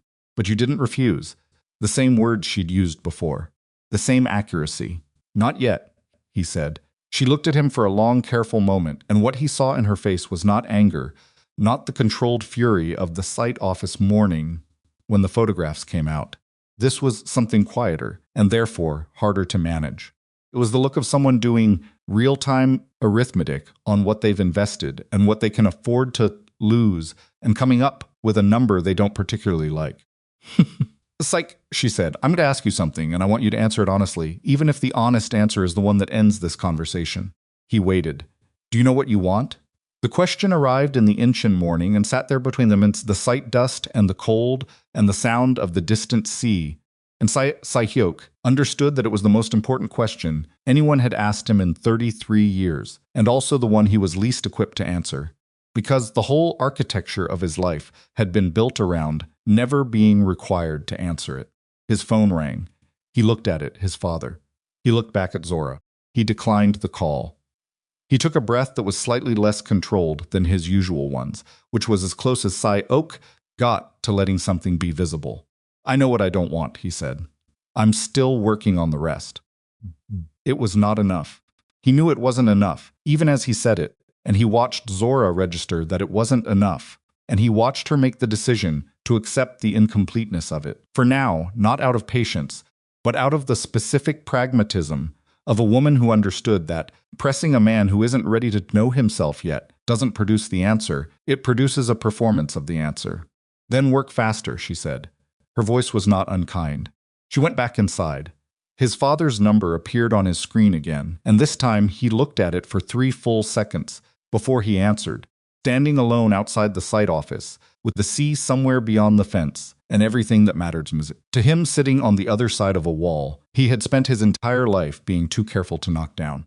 "Father," he said. Tae-song's voice came through even and unhurried, the way his father's voice always was when something had already been decided. "There is a dinner," his father said. "Saturday, the Yoon family. Both families together. You will be there. Not a question." Si-hyeok looked at the site office door. "I'll be there," he said. He ended the call. He stood in the cold for a moment, with the phone in his hand, and understood that the words he had just said were the most dishonest thing he had ever told his father. Not because he wouldn't show up on Saturday seeing their but because the man who showed up was not going to be the man his father was expecting, and both of them would only understand that, at the moment, it became impossible to take back. Saturday arrived, the way bad things always do quietly, with ordinary light. Si-hyeok was up at 5. He hadn't slept past 4, which was its own kind of answer about where his head was. He'd lain in the dark for an hour, doing the thing he rarely allowed himself to do, which was follow a thought, all the way to its end without redirecting it toward something manageable. The thought was simple, and it was this. He had been telling people who he was for 33 years through his actions, and his actions had been telling the same story so consistently that even he had started believing it was the only story available. He showered. He put on a suit, not the chairman's suit, the armor-weight one he wore to meetings where people needed to understand his position before he said a word. Just a jacket and dark trousers. He stood at the window with coffee and watched Seoul wake up below him and felt something he hadn't felt since he was young enough to not know what to call it. Fear, not the operational kind, not the cold calculation of risk that accompanied every decision in the Baeko Syndicate. This was older, and more animal, the fear that lives in the chest and has no object except the future. He put the coffee down and picked up his phone. He texted Zora, "I need to tell you something before tonight." "Are you at the site?" She replied in 4 minutes. "At the hotel." "Working." He drove to Incheon. She opened the hotel room door in a work shirt with 3 buttons open at the collar and reading glasses pushed up on her head, and the expression of someone who had been deep inside a set of calculations and was resurfacing from them. The desk behind her was covered in drawings. Her laptop was open to a structural modeling program, 3 windows running simultaneously. She looked at him. She looked at the time on her phone. "It's 6:40 in the morning," she said. "I know." She stepped back from the door. He came in. He didn't sit. He stood in the center of the room, which was small in the way. Incheon business hotels were small, efficiently organized. Nothing wasted. Functional the way things are functional, when nobody expects you to feel comfortable in them. He looked at her drawings on the desk, and then at her. "Tonight," he said. "The dinner. I know about the dinner." She took her glasses off her head and set them on the desk. "You told me your father called. I'm going to refuse the arrangement." She was quiet. "Not because I'm trying to prove something to you," he said. "Not as a gesture. I've been sitting with this for 3 days, and what I keep coming back to is something you said in the site office. You said I never refused it either. And you were right. I kept the option available because options felt like freedom, and I told myself that keeping something open wasn't the same as choosing it." He paused. "But I watched Park Young-hyun sit in rooms with me for 3 weeks with something he'd already decided, and I kept missing it because I wasn't looking. And I thought that's what I've been doing with the Yoon arrangement. Sitting in rooms with a decision I've already made, not saying it out loud, telling myself the silence was neutrality." Zora sat on the edge of the desk. She crossed her arms, not defensively, more like she needed to hold herself still while she processed. "What decision have you already made?" she said. He looked at her directly. "That I'm not marrying someone I don't want to marry because it consolidates a shipping route. And the cost of that? My father will be angry. The Yoon family will take their business elsewhere. The alliance fails. There are probably 3 or 4 downstream consequences I haven't fully mapped yet." He held her gaze. "I don't care. I know how that sounds. It sounds like a man who's not used to caring about consequences. It sounds like that," he said. "But that's not what this is. Consequences are real.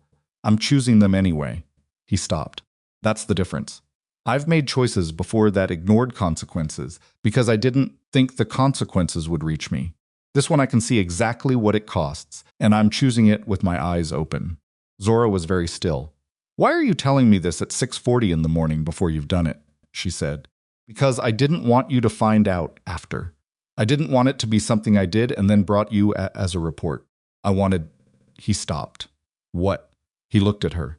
Something in his face that was not Chairman's face, not the Beko Syndicate face, not any of the versions he deployed for rooms that required a performance. Just whatever was underneath all of it. I wanted you to know before. That's all. That's the reason.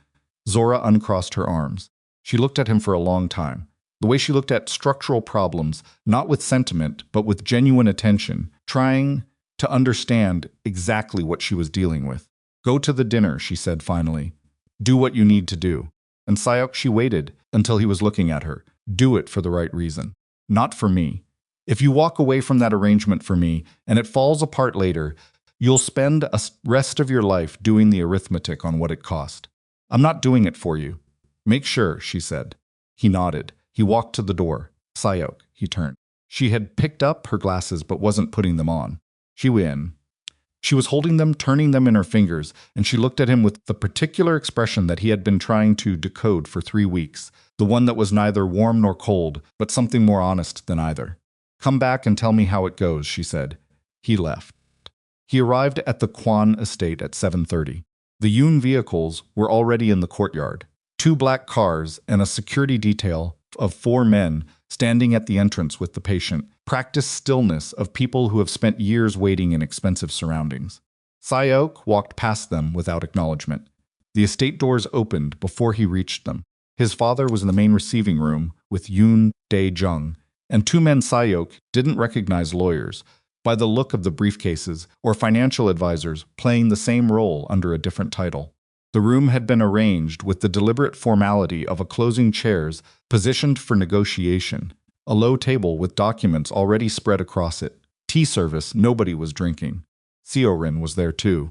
She was standing near the window in a way that told him she'd chosen that position away from the table, separate from the documents, establishing through physical distance that her presence was required, but her participation in whatever was on those papers was not yet a given.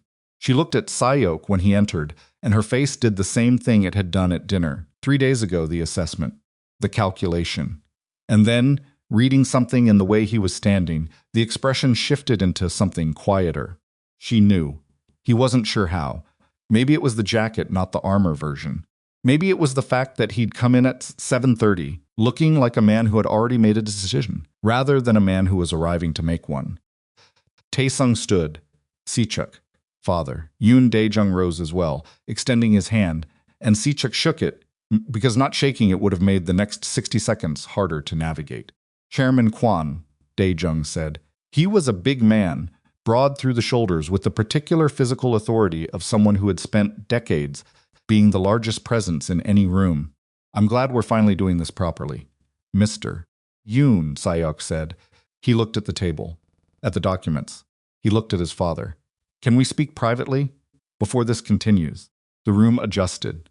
The lawyer's body language shifted in the way that people's body language shifts when they sense that the room is no longer moving in the direction they were briefed to expect. Tae-sung's face remained still. We're among family here. I understand that, Si-hyeok said. I'd still prefer to speak to you privately. A beat. His father looked at him, the specific look that Tae-sung had deployed since Si-hyeok was a child. A sound like green wood splitting, the one that communicated that he was measuring the distance between his son's current position and where he needed to be and calculating whether the gap could be closed through will. 5 minutes, his father said. To the room with the smoothness of a man who had been managing rooms for 40 years. Please excuse us. They stood in the study. The same room where every significant conversation in Si-hyeok's life had ultimately been decided. Where his grandfather's photograph sat on the credenza. Where the estate's original deed was framed behind glass, where Tae-sung had told him, at 26, that the organization was now his to run, in a tone that made the gift indistinguishable from an order. I'm not going to do it, Si-hyeok said. Tae-sung was quiet. I'm not going to agree to the arrangement.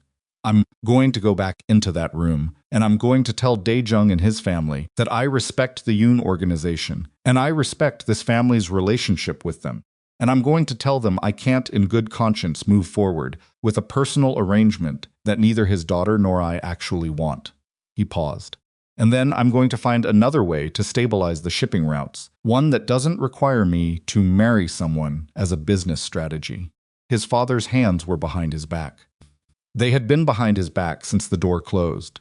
He looked at Si-hyeok the way he looked at problems, not with anger, which would have been easier, but with the settled, analytical patience of a man who had long since learned that emotion was a cost you paid after the crisis, not during it. You understand what refusing Dae-jung costs us? Yes.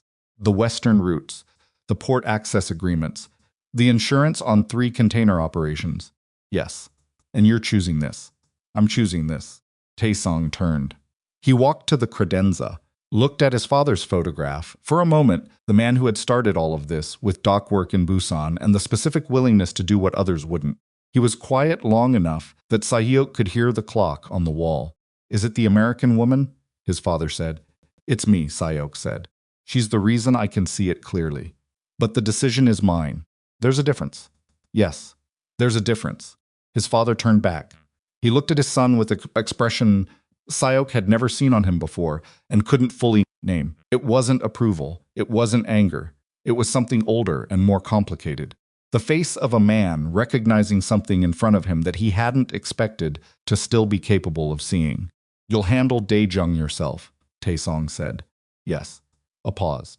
Don't make it worse than it has to be, his father said. Dae-jung is not an enemy I want. I know how to do this. His father looked at him for one more moment. Then he moved toward the door, and as he passed Si-hyeok, he put one hand briefly on his son's shoulder, the lightest contact, barely 2 seconds, and said nothing, and then he was gone. Si-hyeok stood alone in the study for a moment, with his grandfather's photograph and the framed deed and the clock measuring the silence. Then he straightened his jacket and went back into the receiving room. The conversation with Yoon Dae-jung lasted 22 minutes. Si-hyeok had expected anger. He got something more difficult, a controlled, steely disappointment from a man who had come to the table expecting a result and was being told the table itself had changed. Dae-jung listened without interrupting, which was its own kind of power. The patience of someone who understood that letting a man finish speaking was not the same as accepting what he said. When Si-hyeok finished, Dae-jung was quiet for a long moment. He looked at his daughter, who had returned to her position near the window and was looking out at the estate garden with the focused disinterest of someone giving the 2 men in the room the courtesy of not watching them. My daughter, Dae-jung said finally, is not a contract to be voided. No, Si-hyeok said. She's not. And that's part of why I won't move forward with this. Because she deserves to make this decision freely. And right now, neither of us are free. Dae-jung looked at him for a long time. Then he looked at Seo-rin. Seo-rin turned from the window. She met her father's eyes, and something passed between them, not argument, not agreement, but the specific communication of 2 people who have been in enough difficult rooms together to understand that some things don't require words. We'll be in touch, Dae-jung said to Si-hyeok. He stood. He picked up his jacket from the back of his chair with the deliberate precision of a man who would process this privately and respond in his own time. And that response would be whatever it was going to be. As the Yoon party gathered to leave, Seo-rin paused beside Si-hyeok. She didn't stop. She didn't make a scene of it. She just said, quietly, so that only he could hear, for what it's worth, thank you. He didn't have an answer for that. She was already moving. Courtyard emptied, the black cars pulled out. The estate went quiet in the specific way. It went quiet when the performance was over and only the family remained. Taesong appeared in the doorway. He looked at his son. The Western routes, he said. I'll find another way. You're certain? No, Si-hyeok said honestly. But I'm going to find one anyway. His father held his gaze for a moment. Then, unexpectedly, your grandmother would have liked to see this. He went back inside. Si-hyeok called Zora at 9:47. She picked up on the second ring. How did it go? She said.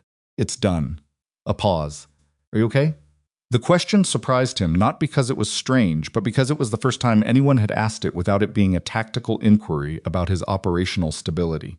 Don't know yet, he said. I think so. Where are you? Estate parking lot. Go home, she said. Sleep if you can. We have a contractor review at 8 tomorrow. He almost laughed. Scheduling. The immediate return to the work, it was so characteristic of her that it worked as a kind of anchor, pulling him back from the altitude of the morning into something solid and manageable. Zora, yeah, I did it for the right reason, a pause. Just long enough. I know, she said. I could tell when you walked in this morning, she paused again. Go home, Si-hyeok. He drove back to Seoul. Monday broke open. He was in the Gangnam office when Byung-soo came in and closed the door, which was never a good sign. Byung-soo's face, carried the particular arrangement of someone about to deliver information they have already fully processed so they can remain useful while the person receiving it catches up. Han Pacific filed, Byung-soo said. Si-hyeok looked up from the desk. Filed what? An emergency injunction. They're claiming prior rights to the Incheon development data based on documented receipt of the architectural materials. He set a document on the desk. Their argument is that Park Jung-hyun's transfer of the foundation analysis and structural plans constitutes a formal disclosure of the project methodology, which they're reframing as establishing their claim to the design elements. Si-hyeok read the first page. They're trying to own Zora's work, he said. Effectively.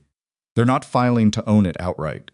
They're filing to create enough legal ambiguity around the methodology that any future development using similar approaches becomes challengeable.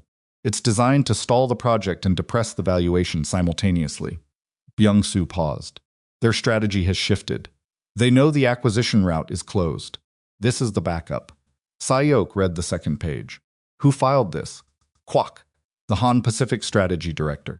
The same man Park was feeding the information to. Si-hyeok set the document down. Get my attorney on the phone. And Blackwood International's legal team, I want them in the same call. He stood. And call Zora. She needs to know before she reads it somewhere else. He was already moving toward the door when Byung-soo said, There's one more thing. Si-hyeok stopped. The injunction filing includes a statement of cause, Byung-soo said. It names the project consultant as a co-party in the data disclosure, the argument being that her methodology was disclosed through the project server, making her a participant in the chain of custody. Si-hyeok turned. They're naming Zora. Her name appears 3 times in the filing. It's legally frivolous. She's clearly the victim of the disclosure, not a participant. But it creates a complication for her professional standing while the case is active. Si-hyeok's jaw tightened. How long does an injunction like this stay active before a judge dismisses it? In Korea, potentially 8 to 12 weeks. They know that. That's why they filed it. They don't expect to win. They expect to create a period of professional limbo for her that makes continuing the project difficult. 8 to 12 weeks. Her contract was 12 weeks. He stood in the doorway of his own office and felt something that he recognized. After a moment, as the specific kind of anger that comes not from being attacked yourself, but from watching something be done to someone who didn't deserve it, and the recognition that you are directly responsible for the environment that allowed it to happen. Get the call set up, he said. I'll be there in 5 minutes. The legal call lasted 3 hours. By the end of it, Blackwood's team had filed counter-documentation establishing Zora's victim status in the disclosure chain. Kwon Maritime's attorney had submitted a formal response to the injunction with supporting evidence from the communication trace Byung-soo had assembled. The judge assigned to the case was known for moving quickly on frivolous filings, which was the one piece of good news in the morning. Zora was on a separate line for part of the call. Her firm had patched her in remotely. Heard her voice through the conference system, asking precise questions of her own legal team with a composure that he recognized as the thing she deployed when she was most angry.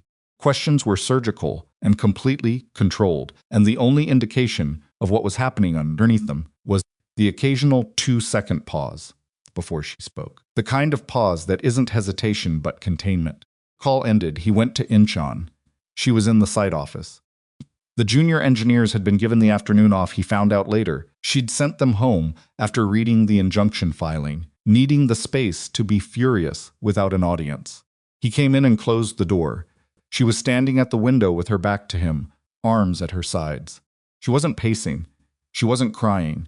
She was standing very still in the specific way that people pause when they are managing something large. They used my name, she said. I know, in a legal filing. My name, my methodology, my work as the mechanism for their argument. She turned. Her eyes were dry, and her jaw was set, and she looked at him with something that was not quite anger at him specifically, but was the heat of the whole situation, concentrated in his direction, because he was the one in the room. I came here to fix a project. I did everything right. I kept everything on the secure server. I followed every protocol. And my name is in a courthouse document in a country that isn't mine, attached to a legal action I had nothing to do with. Yes, he said. He didn't qualify it. She looked at him. Your organization let this happen. My organization created the conditions for this. Park Young-hyun sat in rooms with me. He watched me work. He took what I built and handed it to people who are now using it to attack me professionally.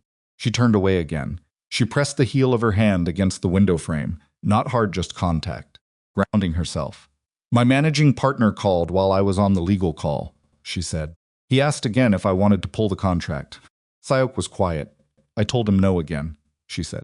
But Si-hyeok, she paused. And in the pause he heard the weight of someone who had been carrying more than she'd shown. I need to understand what I'm staying for. Because right now what I'm staying for is a building that might not get built, a project methodology that's been stolen, a legal filing that has my name on it, and she stopped. And, he said. She turned back. And a man I don't fully know yet, who has already cost me more than I planned to give. The site was quiet around them. Someone was running equipment in the Far East section, distant enough to be just sound, without meaning. I know, Si-hyeok said. He crossed the room. Not to her, he stopped about 4 feet away, which was the distance that said he was present, without demanding anything. I know what this has cost. I know I can't undo the filing, or the leak, or the 3 weeks of exposure your work had inside my operation before I found it. He looked at her steadily. What I can do is make sure the injunction fails as fast as the legal system allows. I can make sure every document that demonstrates your victim status in this chain is filed before the end of this week. And I can make sure Kwok and Han Pacific understand that pursuing this particular strategy was the worst decision they've made, in ways that don't require a courthouse to become clear to them. She looked at him. Don't do something stupid and criminal on my behalf. I wasn't planning criminal, he said. I was planning thorough. Something moved in her face. Not quite a smile, the predecessor to one. The shape of it. What does thorough look like, she said. Han Pacific has 3 pending port access agreements with the Maritime Ministry. They've had them pending for 7 months. Because at them for 7 months, there are questions about their environmental compliance documentation. Those questions have been moving slowly through the ministry's review process. He paused. I have a meeting with the Deputy Minister of Maritime Affairs on Wednesday for an unrelated matter. It would be very natural, in the course of that meeting, to inquire about the status of pending compliance reviews and whether the ministry was aware of recent litigation behavior by the same applicants.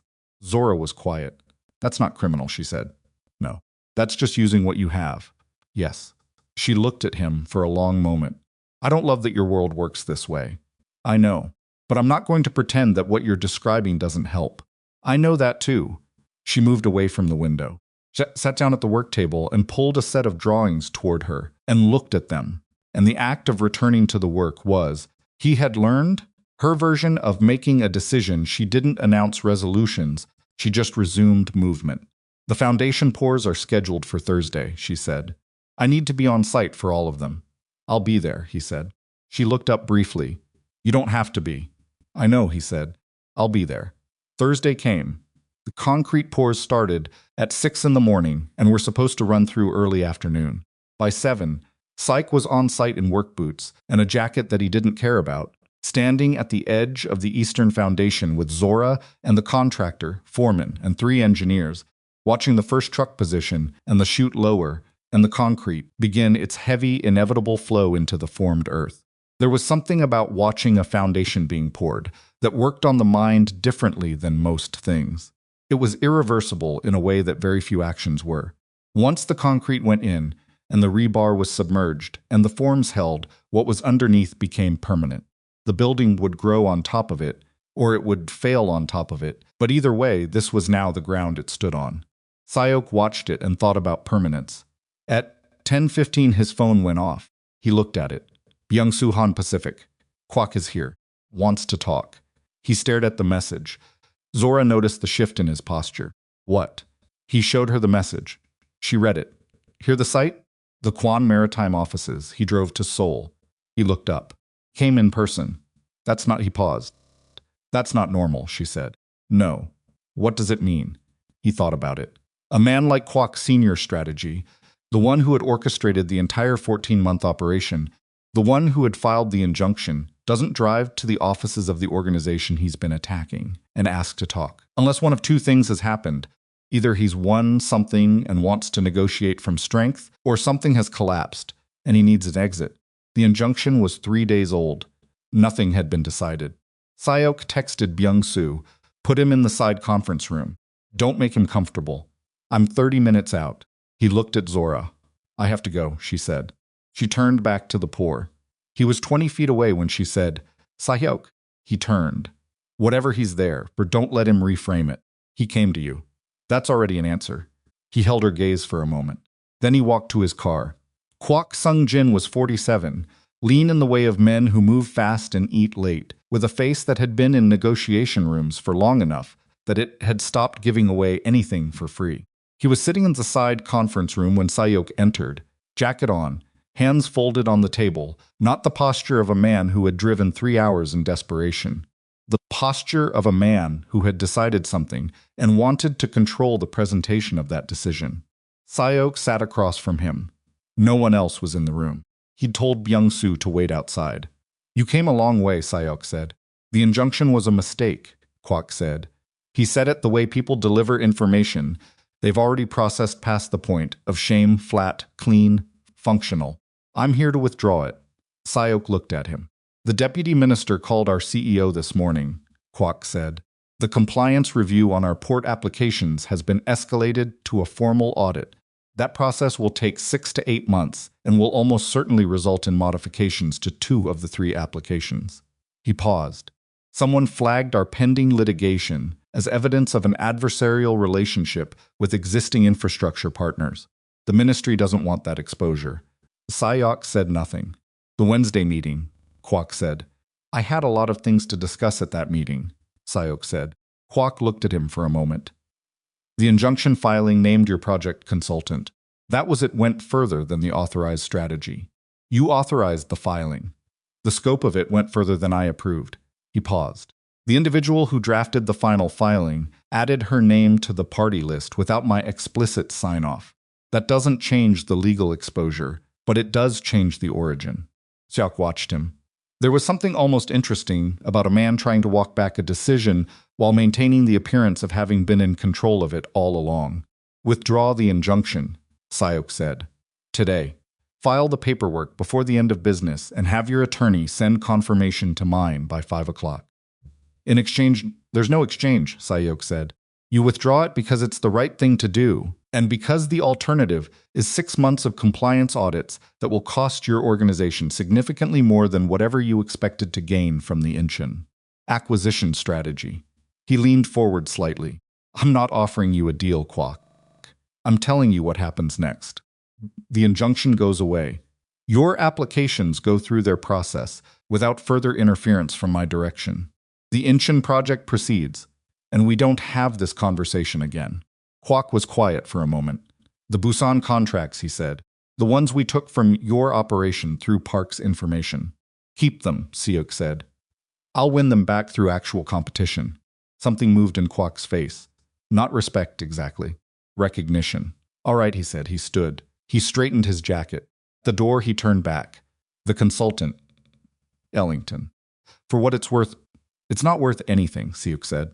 Just withdraw the filing. Kwok left. Confirmation came through at 4:50. Si-hyeok was back on site by then. The afternoon pours were finishing. The last truck was pulling out. The concrete crew was working the surface. And the eastern foundation section was, for the first time in the entire troubled history of this development, complete. Zora was standing at the edge of it. He came up beside her and held out his phone, so she could see the confirmation document on the screen. She read it. She let out a breath not dramatic, just a long, controlled release of air that had been held longer than it should have been. It's done, he said. She handed the phone back. She looked at the foundation. at the concrete that had been poured into the correct ground, over the correct engineering, following calculations that had been done right the first time. We're still behind schedule, she said. How far? 11 days on the eastern section. We can recover 8 of them if the Phase 2 contractor mobilizes by Monday. I'll call them tonight. She looked at him. You're going to call a construction contractor tonight. She checked her watch. 5:15 on a Thursday. I'm going to call the owner of the construction company. Yes. Who owes me a favor from a zoning matter 3 years ago? He paused. Kind of favor that makes Monday mobilization possible. She looked at him for a moment with that expression he had been cataloging for weeks, the one that meant she was recalibrating. You know, she said, when I took this contract, I told my partner I could manage a complicated environment. And she looked back at the foundation. I underestimated complicated. They stood there for a moment, in the cooling, Incheon afternoon. The concrete settling around the rebar below them, the sea somewhere past the site fence, the city beginning its evening in the distance. Zora, he said. She looked at him. My contract expires in 6 weeks, she said before he could speak. Not defensively, just stating it. Placing it in the air between them, where it had been floating unacknowledged for days. I know, he said. My mother needs me home. I've had that date marked since before I landed in Korea. I know that too. She held his gaze. Then whatever you were going to say it, knowing that. He looked at her. This woman who had walked into his conference room and refused to stop her presentation, who had sat across from him in his grandmother's restaurant and asked for the real version of something, who had stood in the Incheon morning and given him the most honest question anyone had ever asked him, and then told him to work faster on the answer. I love you, he said. The sight sounds continued around them. The distant equipment, the evening wind. Zora was very still. She stopped. She looked at him with an expression that was doing several things, simultaneously processing. Believing, being afraid of believing, a sound like green wood splitting, and underneath all of it something that he recognized, because it was the same thing he'd been walking around with for weeks, without knowing what to call it. I know the timing is bad, he said. The timing is terrible. I know you have a life in Atlanta. I do. I know 6 weeks isn't enough time to figure out what this is supposed to look like practically. No, she said. It's not. He stood with all of that and didn't try to resolve it. Because she had taught him, without meaning to, that pressing a situation that needed to unfold at its own pace produced performance instead of truth. She turned back to the foundation. She stood looking at it for a long moment. Then she said quietly, I know. 2 words. But he heard what was inside them, the same recognition he'd felt in his grandmother's restaurant when she'd said she finished her father's building because she couldn't watch the dream disappear. The same honesty she'd brought to every room they'd been in together. He stood beside hers and looked at the finished foundation in the evening light and felt the whole weight of what was in front of them, not resolved, not simple, not anything close to finished pressing against his chest with the particular qualities that mattered or anything he had ever been handed and that he had absolutely no guarantee of keeping. His phone went off. He looked at it. Byung-soo, your father is calling. Says it's urgent. Won't tell me what. Si-hyeok looked at the message for a long moment. He looked at Zora. I have to take this, he said. She nodded without looking at him. He walked 10 feet away and answered. Father. Tae-song's voice came through, and for the first time in 33 years of being his son, Si-hyeok heard something in it that he had never heard before, not weakness. Tae-song was incapable of weakness in any form that Si-hyeok recognized, but the sound of a man speaking from a place he had not expected to reach. The Yoon family, his father said. Dage called this afternoon. Si-hyeok's jaw tightened. Father, he's not pursuing a hostile response, Tae-song said. He said pause. The kind that cost something. He said his daughter told him that you handled it with more honesty than the situation required. That she appreciated it. Another pause. He wants to discuss a business arrangement instead. Non-personal. Shared port access along the western route. Si-hyeok stood in the middle of the Incheon site in the evening cold with his phone to his ear and said nothing for a moment. Partnership, he said. A real one, his father said. Between the organizations. Without the marriage. The word without carried more in it than his father probably intended. And you? Si-hyeok said. A long pause. I spoke with your mother's photograph tonight, Tae-song said, before I called you. Si-hyeok, had not heard his father mention his mother's photograph in 11 years. She would have made the same choice you made, Taesong said. His voice was even, controlled. Everything it always was. And underneath it, for the first time, something raw. She always believed the family could be built differently than your grandfather built it. I disagreed with her for 40 years. A pause. Perhaps I was wrong about that. Si-hyeok's throat tightened. Come home soon, his father said. Not tonight, but soon we have work to do. The call ended.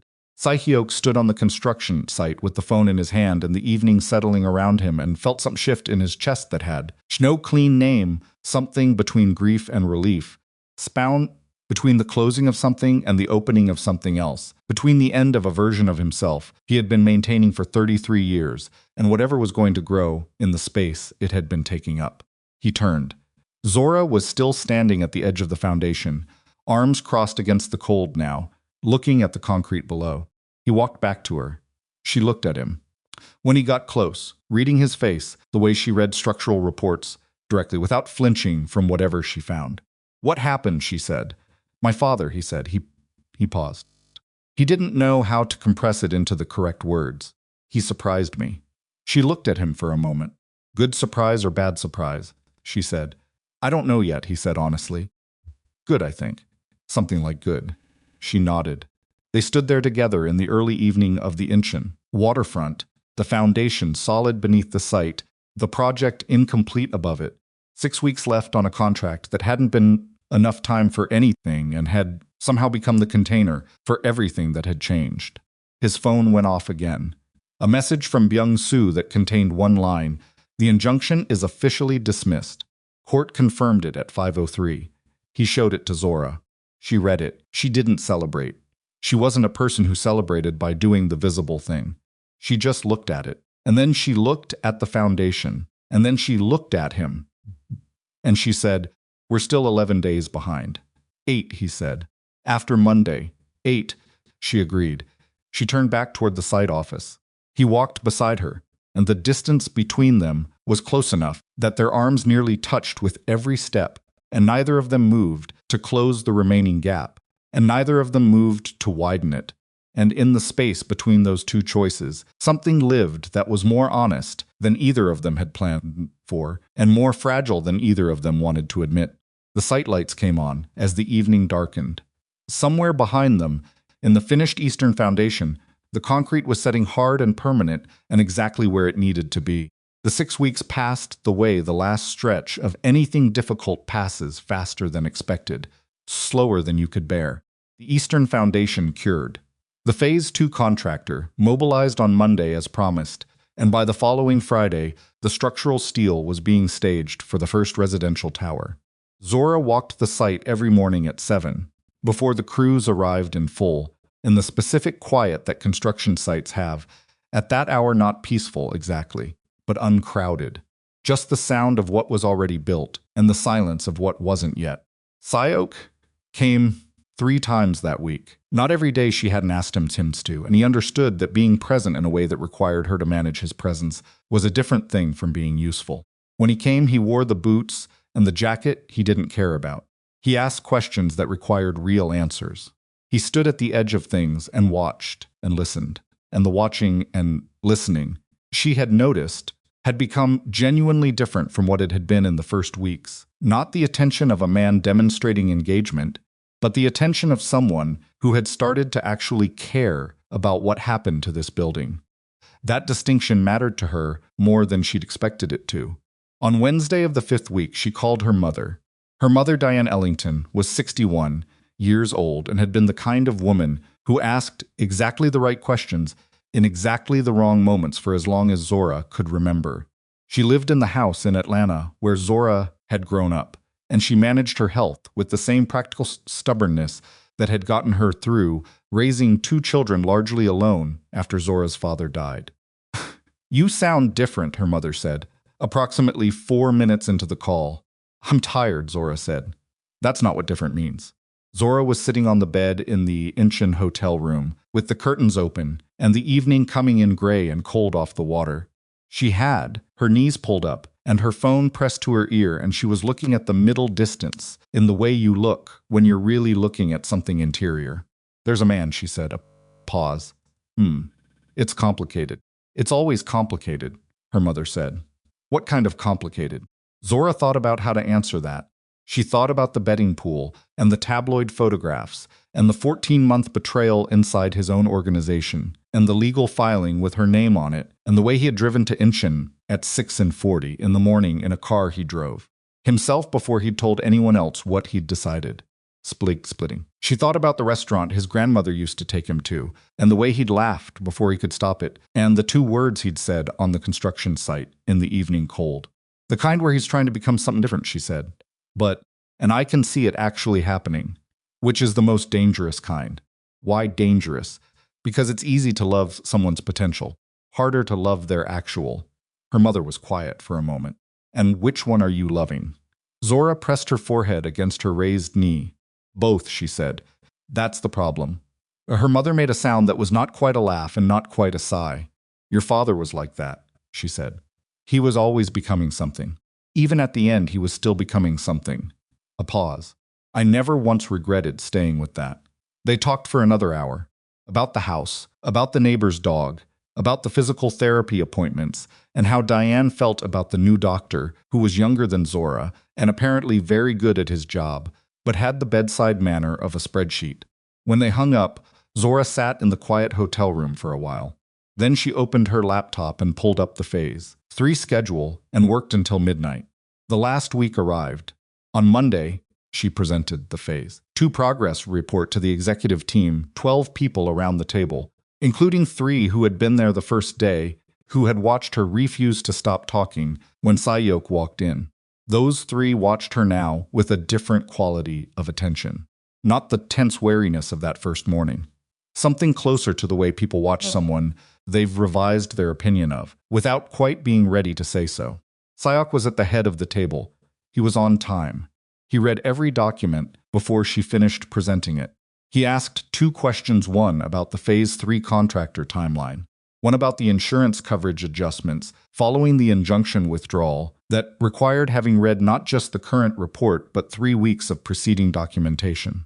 After the meeting, Park Young-hoon's replacement, a younger man named Cha Woo-jin, who had been brought in from the Busan office, and who had the careful, deliberate energy of someone extremely aware that his predecessor's chair was warm, for bad reasons caught up with Zora in the hallway to discuss a delivery schedule. She answered his questions while watching Si-hyeok in her peripheral vision as he stopped in the corridor to take a call, jacket pushed back, one hand in his pocket, speaking quietly into the phone. Whatever the call was about, it wasn't easy. She could see that in the set of his shoulders, the way he turned slightly toward the wall. But he dealt with it in the 30 seconds it took Cha to finish asking his questions, and when he came over afterward, his face was settled again. Not the performative settled of a man managing appearances. Just someone who had processed something and filed it appropriately. "Everything all right," she said. "Byung-soo, logistics question." He paused. "Nothing significant." She nodded and moved toward the elevator. "Zora." She turned. He was standing in the corridor with people moving past him on both sides. A sound like green wood splitting, and he looked at her with the directness that she had catalogued in him since the first day, the specific quality of his attention, when he wasn't using it for anything except what was directly in front of him. "Dinner," he said. "Tomorrow. Not a meeting. Not the hotel. Dinner." She looked at him. "The restaurant," he said. "His grandmother's restaurant. The one nobody else got to go to." She held his gaze for a moment. 7 o'clock, she said. He nodded. She got in the elevator. She almost canceled twice on Tuesday. Not because she wanted to, because the parts of her that had learned, over years and at some cost, to recognize the specific shape of a situation that was going to hurt her. Those parts had been getting louder all week, and they had a case. The timeline was real. Her mother needed her. Atlanta was where her firm was, where her life was, where the next project would be, and the one after that. And Si-hyeok's world was here, embedded in this city in ways that went 3 generations deep. She didn't cancel. She put on the dark red top she'd brought.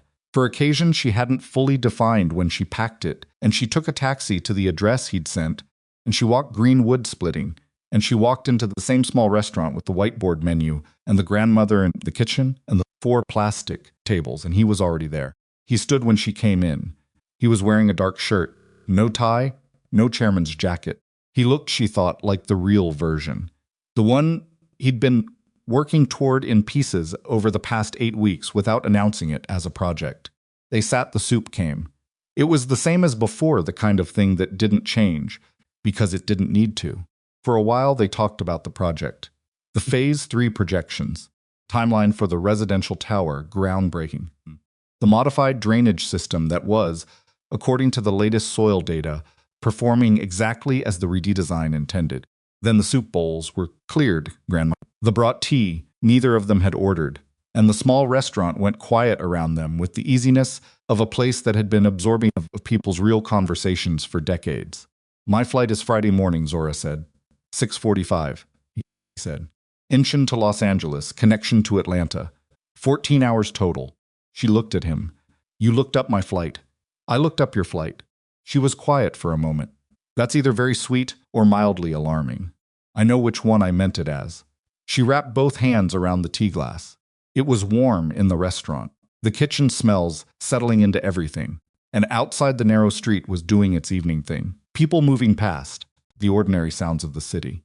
What happens after Friday, she said. He looked at her steadily. I don't know the exact shape of it. I know I don't want it to be the end of it. He paused. I know that's not a complete answer. It's not. What would a complete answer look like? She thought about it, honestly. I don't know either. My life is in Atlanta. My firm, my work, my mother. She looked at him. Your life is here. Your family. Your organization. Project, and after the project, whatever comes next. She paused. I'm not someone who does things halfway. If I'm going to be in this and whatever this is, I need to know it's real. Not a feeling, not a period of time, not a version of me that fits into the parts of your life that are convenient. I know, he said. Do you? Yes. He held her gaze without deflection, which was new enough in her experience of him that she still noticed it every time. I've spent my adult life building structures that kept people at exactly the distance I chose. Controlled closeness. Nobody inside anything I couldn't lock. He paused. I don't know how to do this differently. Completely. I'm not going to pretend I do.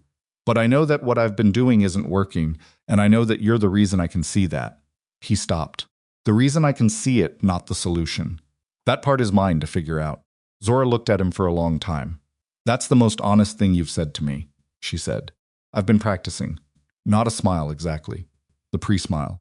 The shape of it. I'm coming to Atlanta, he said. She went still. In 3 weeks. There are shipping partnership discussions with the Southeast American Port Authority that have been on my calendar for 2 months. I moved the date up. He paused.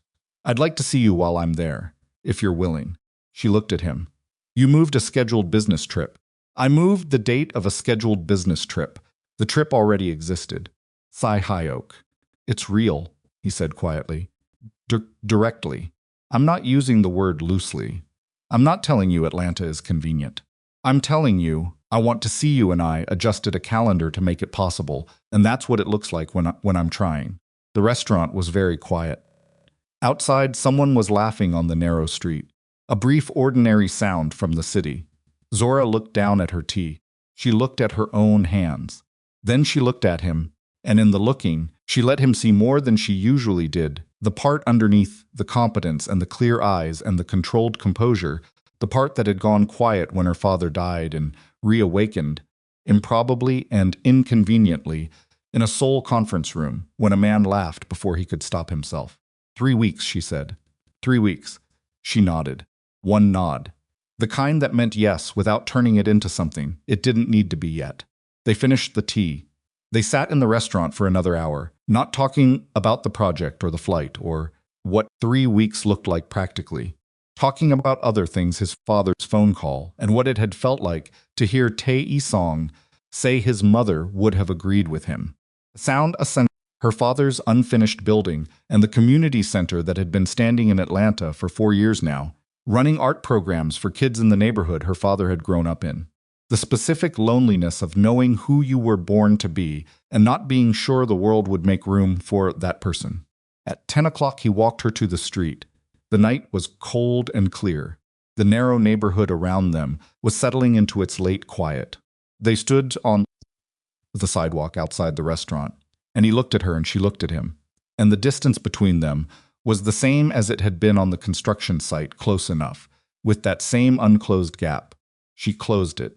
She stepped forward and put her arms around him, and his arms came around her, not hesitant, not careful, the way someone holds something they are not afraid of breaking, because they have decided it is worth the risk of holding it fully.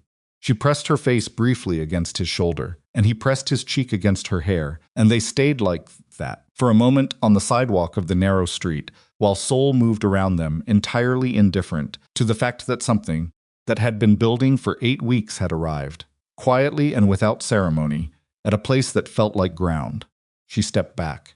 3 weeks, she said. 3 weeks, he said. She walked to the corner to find a taxi. He stood on the sidewalk and watched until she turned the corner and disappeared, and then he stood there a moment longer in the cold, with his hands in his pockets, and the thing in his chest was not the controlled quiet of a man who had gotten what he managed for. It was something rawer and less certain and significantly more alive. Thursday, her last day on site. She walked the full perimeter in the morning, all of it, from the western entrance where the commercial tower foundations were curing to the east section where the residential framework was beginning to rise above the ground level.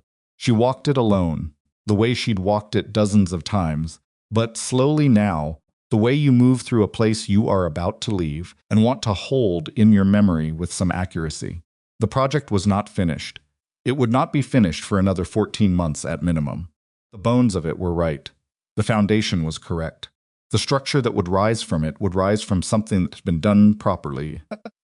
And that was the part that was hers, not the towers, not the glass and the amenities and the marketing materials that would eventually sell the luxury residences at prices she could not calculate without some irritation. The part underneath, the part you couldn't see once the building was standing, was always doing work that disappeared. She had made peace with that somewhere around the second year of her career. Some people needed their name on the visible surface. She needed the invisible surface to be done right. The difference had always made sense to her because of her father, because the building he'd designed had not been about the building. It had been about the people who would use it, and you don't get to know their names. And that was not the point. At noon, she went back to the site office and started packing. There wasn't much.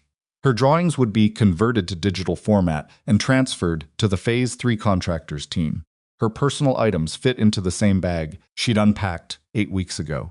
She worked methodically, which was how she packed and unpacked and moved through the physical logistics of her itinerant professional life without sentiment for the objects, allowing herself the sentiment for what the place had been. Cha Woo-jin knocked on the door at 2. He had a project binder in his hands, the Phase 3 Hanover documentation she'd spent the last week preparing. He held it the way someone holds something they understand the weight of. "I've read through everything 3 times, he said. "Good. Read it a 4th. He almost smiled. He was young enough that her directness still slightly startled him each time, which she found faintly endearing. The drainage monitoring protocol in Section 7, the frequency intervals. You specified weekly checks for the first 60 days. Should that be daily during the first pour cycle? She considered yes. Change it. Daily for the first 14 days, then weekly. She looked at him. The ground in that section is stable now, but the first heavy rain after the pour will tell you more than the soil survey did. You want to catch any movement early. Understood. He made the note. He hesitated. Ms. Ellington, the project. Before you. It was he stopped, searching for the word. A mess, she said. Yes. He looked at the binder. It's not a mess now. It will be again, probably, she said. Construction projects are always a mess. The question is whether the foundation underneath the mess is solid. She looked at him. This one is. Keep it that way. He nodded. He left. She finished packing. Si-hyeok arrived at 4. He came in the way he'd been coming in since the early weeks, without announcement, without the chairman's entrance energy, just himself in the door of the site office. She was standing with her bag and the last items to be catalogued on the transfer list. She looked up when he came in, and they both understood without saying it that the quality of this particular moment was different from the ones that had come before it. He sat in one of the folding chairs. She kept standing. It wasn't tension. It was that they were both holding something, and sitting down felt like a way of pretending it was lighter than it was. The Phase 3 contractor confirmed Monday start, he said. Good, Cha has the binder. I know, I gave it to him. The drainage monitoring protocol, I updated it. Daily checks for the first 2 weeks. He nodded. They were very good at this, the logistics, the specifics, the language of the work. They had been good at it from nearly the beginning. It had been the safe channel for everything else. Stop, she said. He stopped. She set down the last item on the transfer list. She turned and faced him properly. We've been talking about the project for 5 minutes, and neither of us actually cares about the drainage schedule right now. He looked at her. The corner of his mouth moved. I actually do care about the drainage schedule. Sigh. Hyuk. Right. He stood. He looked at her across the width of the site office, the folding table between them with its papers and the transferring of one person's work into the custody of another. I'm going to miss you, he said. No qualifier on it. No careful management of the disclosure. Just the fact. She held his gaze. I know. Well, that's all I can say right now, that's honest. 3 weeks is real. Atlanta is real. Everything we talked about is real. And right now the most real thing is that you're leaving tomorrow, and I'm going to miss you. She nodded. I'm going to miss this too, she said. Not the project. He understood that she didn't mean the project. She picked up her bag. He came around the table and took it from her, which she let him do, not because she needed him to, but because it was an ordinary human gesture, and she had been watching him learn those, slowly and imperfectly, over 8 weeks, and letting him do them felt like meeting him partway. They walked the site together, one last time. A sound like green wood splitting. Not planned, just a natural extension of the leaving, the same way you walk through a house you're leaving to make sure you haven't forgotten something, except what she was checking for had nothing to do with objects. The eastern section in the late afternoon. The framework beginning to rise. The concrete of the foundation doing its invisible work below everything. She stood at the edge of it for a moment and looked at it. You know what this is going to be, he said. Not a question. I know what the drawings say, she said. I never know what it's actually going to be until it's standing.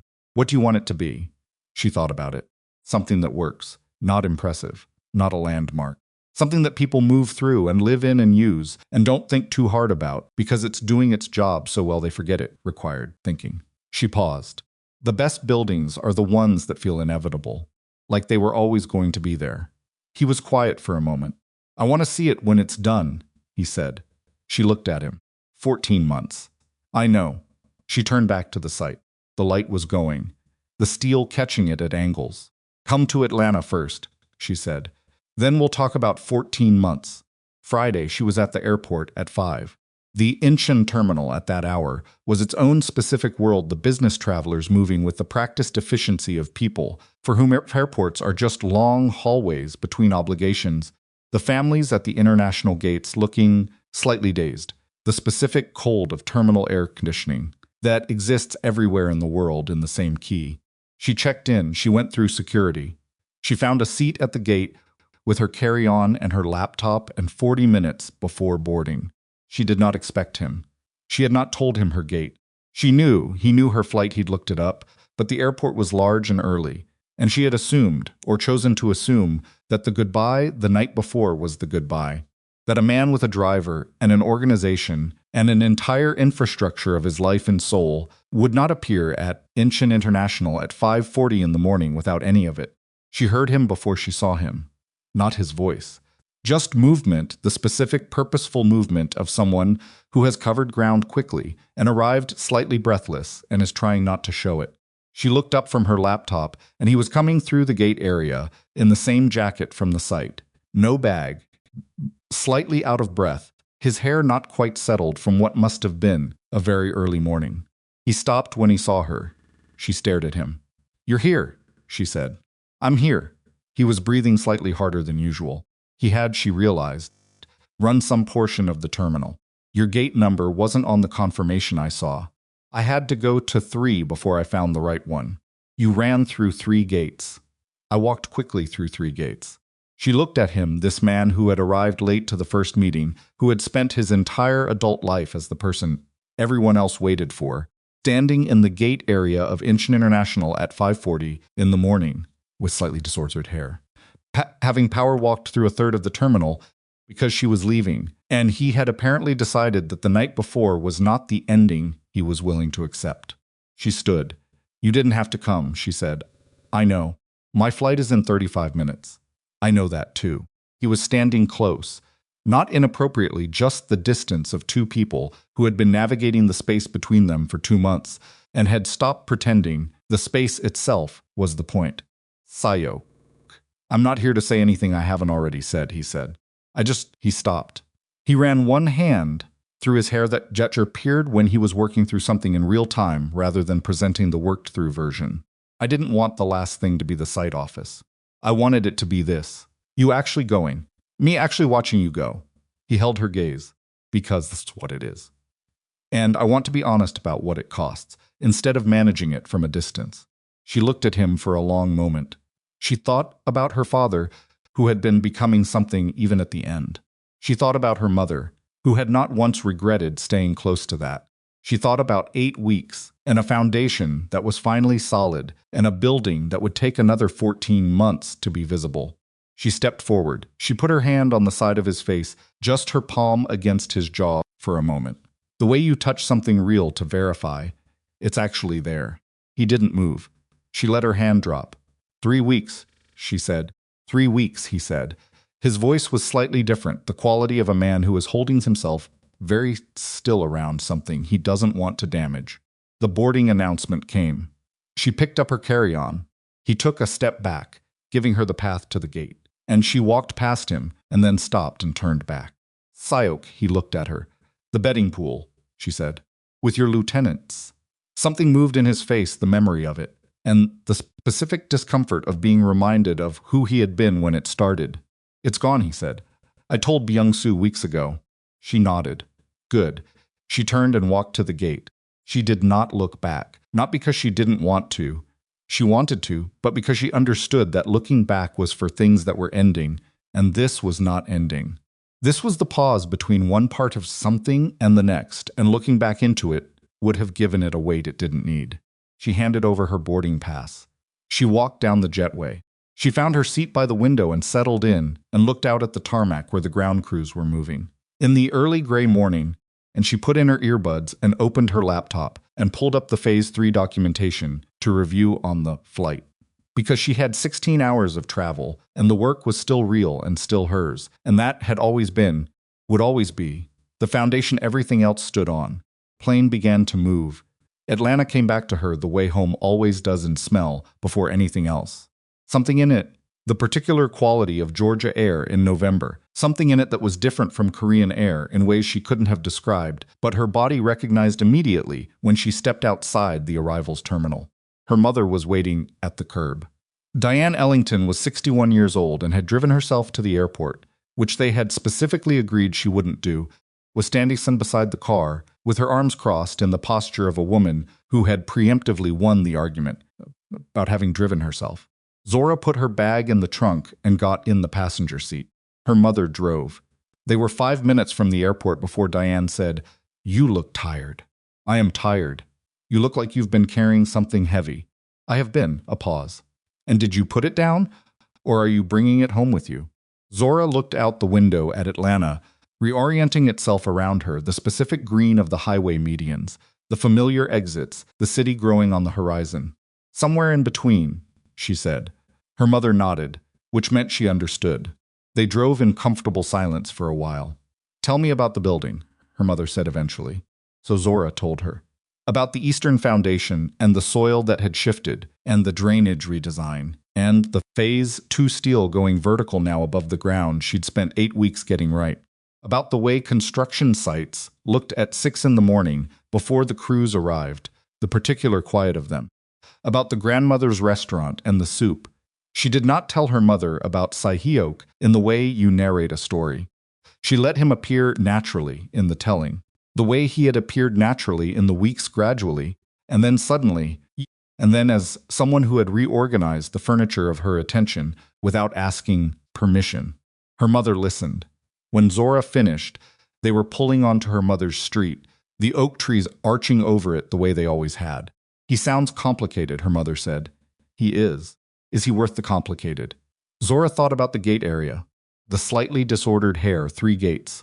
Ask me again in 3 weeks, she said. Her mother pulled into the driveway and turned off the engine and sat for a moment with her hands in her lap. Your father, she said. The first year we were together, I asked myself that question about him every single month. She looked at Zora. He was always worth it. But I never stopped asking. That's not a bad sign. That's just honesty. They went inside. 3 weeks later, he landed in Atlanta on a Tuesday afternoon. He came through arrivals into the domestic terminal with a carry-on and the specific look of a man who has spent 15 hours in transit and is not going to acknowledge it. He was wearing a gray jacket and dark trousers, and he looked both exhausted and alert, in the way of someone whose nervous system had decided sleep was optional. She was waiting. She had told herself she would be calm about this. She had given herself a thorough internal briefing on the subject of managing expectations and maintaining perspective and not constructing the next several days into something they couldn't hold. She was calm.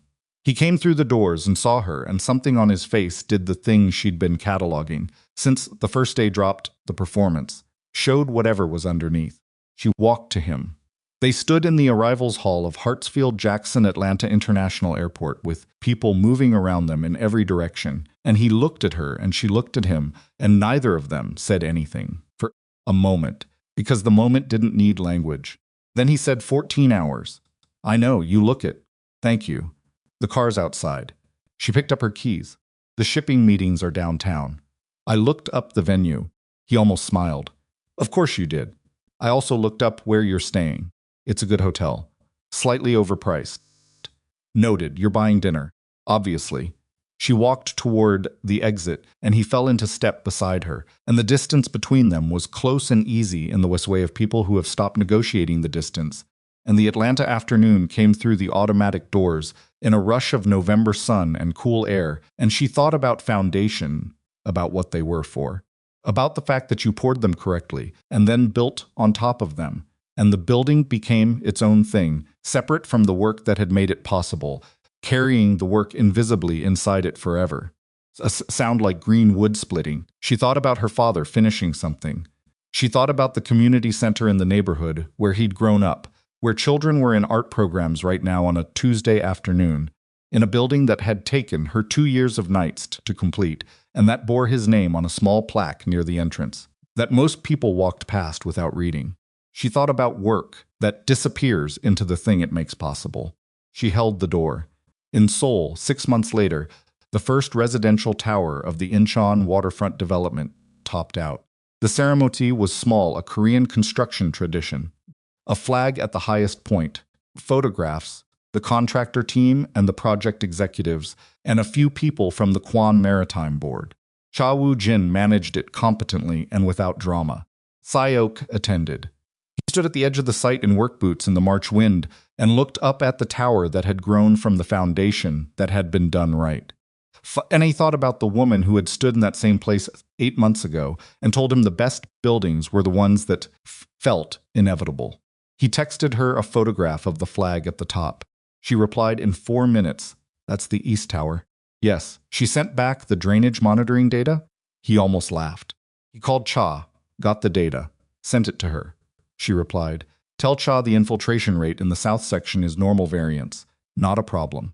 He'll be worried about it." He forwarded the message to Cha, who responded with visible relief that Si-hyeok could feel through the text. Stood on the site for a while longer. Byung-soo appeared beside him, which was how Byung-soo always appeared, as if he had always been there, and you simply hadn't noticed until now. The Yoon shipping agreement, Byung-soo said. Daejung's team sent the revised terms this morning. I saw them. They're reasonable. They're better than reasonable. He's offering the Western routes on terms that work for us. Because you handled his daughter with honesty, Byung-soo said. Because she handled herself with honesty, and I managed not to get in the way of it. Byung-soo was quiet for a moment. The organization, he said. The changes you've been making. The operations that were shut down. Some of the older partnerships. I know what it's cost. It's cost less than I expected. Si-hyeok looked at him. The legitimate business is stronger than the numbers. Show yet, Byung-soo said. The Incheon project the real estate income alone, over 10 years, replaces 3 of the operations we've closed. and the partnerships that come from doing things cleanly, he paused. There's less waste, less management. He looked at the tower. Your grandfather built with fear because it was the only tool he trusted. Your father refined it. You're finding out whether something else works. He paused. So far it appears to. Si-hyeok said nothing for a moment. That's the most optimistic thing you've ever said to me, he said. Don't repeat it, Byung-soo said. He walked back toward the site entrance. In the Kwon estate, Tae-song sat in the study, where he had always sat, looking at his father's photograph. Since the splitting. He had been doing this more frequently since the Saturday when his son had walked back into the receiving room and closed the Yoon engagement in the way he'd closed it, not with anger or spectacle, but with the simple, clear language of a man who had decided what he was and was no longer interested in performing what other people needed him to be. He had not told his son that night everything he'd felt watching it. He had said, "Your mother would have agreed with you." But what he hadn't said, what he was only now beginning to understand how to sit with, was that he had spent 40 years believing that the family required one kind of man at its head and that any deviation from that form was weakness. And he had been wrong about that in ways that his wife had tried to tell him, and he had not been able to hear until he watched his son do what he himself had never done. Choose something real over something strategic, and discover that real things had their own strategy, longer and more durable than anything you could arrange by eliminating the variables. He looked at his wife's photograph, not on the credenza, but the smaller one he kept in the desk drawer, the one from before the family name had its full weight, when they were young, and she was laughing at something he had said that he could no longer remember. He thought about what she would say if she were in this room right now. He thought she would probably say something practical and slightly cutting and entirely correct. He smiled, which was something the study had not seen him do alone in a very long time. He closed the drawer. He picked up the phone and called his son. Back in Atlanta, on a Sunday morning in December, Zora took Si-hyeok to see her father's building. They drove into the neighborhood on a morning that was cold enough for real coats, the sky that particular flat white of southern winter. The community center sat on a corner lot between two older houses, 3 stories, brick with wide windows, a small garden space in the front that had been her addition to the original plan. Her father's design hadn't included it, but she thought the building needed somewhere for people to land before they went inside. Si-hyeok stood on the sidewalk and looked at it. She stood beside him and let him look, the way she always let things be seen at their own pace. "You built this," he said. "My father designed it," she said. "I finished the design and managed the build. You built it." She let that stand. He walked to the entrance. There was a plaque beside the door, small and simple, the kind that doesn't call attention to itself. The building did that. Ellington Community Center. In smaller text below, designed by James Ellington, completed by his daughter. Si-hyeok read it. He stood in front of it for a long moment. Inside through the glass door, she could see the Saturday morning art program, a dozen kids around tables with paint and paper, 2 instructors moving between them, particular energy of children doing something without being certain what it will become. "This is why you do it," he said. "Not a question. This is why," she said. He turned from the plaque. He looked at her, and she saw him doing the things she'd watched him learn to do over months. Actually looking, not managing the looking. "I want to build something like this," he said. "What does that mean for you?" He thought about it seriously. "I don't know exactly. The organization, the legitimate parts. After the changes, it's already becoming something different from what it was. The shipping business, the real estate, the Incheon project. Those are real things. They employ people. They move goods and build spaces." He paused. "I want to know it means something. The way this means something." She looked at the building, at the children inside it. "Then figure out what it means," she said. "That's the work, not the construction. The figuring out." He was quiet for a moment. "That'll take longer than 8 weeks," he said. "Most things worth doing do." He looked at her. "Are you willing to be there for the longer version?" She looked at him. She thought about all the times she'd asked herself the question her mother had asked. "Are you willing to be there for this? For the complicated, for the imperfect, for the version that was still becoming something?" She thought about how her mother had answered it, 30 years, without once regretting it. "Yes," she said. Not a declaration, not a promise dressed up as certainty. Just an honest answer to an honest question, From a person who had learned, through the specific education of the last 8 months, a sound like green wood splitting, that the most important structures are the ones built correctly at the foundation, even when nobody can see them yet, and that the building always shows, eventually, exactly what the foundation was made of. He reached over and took her hand. She let him. They stood on the sidewalk in front of her father's building while the Decemberm sat around them, quiet and cold and entirely ordinary, the way the best moments are unremarkable to anyone passing by, carrying everything to the two people inside them. The children painted. The morning moved. Seoul was a 14-hour flight away, and it wasn't going anywhere, and neither was Atlanta, and the distance between them was real and would remain real and would require, for as long as it required, the specific daily labor of two people who had decided that the inconvenience was not the disqualification. Zora's hand was warm in his. His thumb moved once across her knuckles. She did not look at him. He did not look at her. They just stood there together in the ordinary morning, on the ordinary sidewalk, in front of the building that had been built on a foundation of something real, and that was enough for now, and for longer than now, and neither of them needed to say so out loud, because some things are already said by the fact of standing in them together and staying.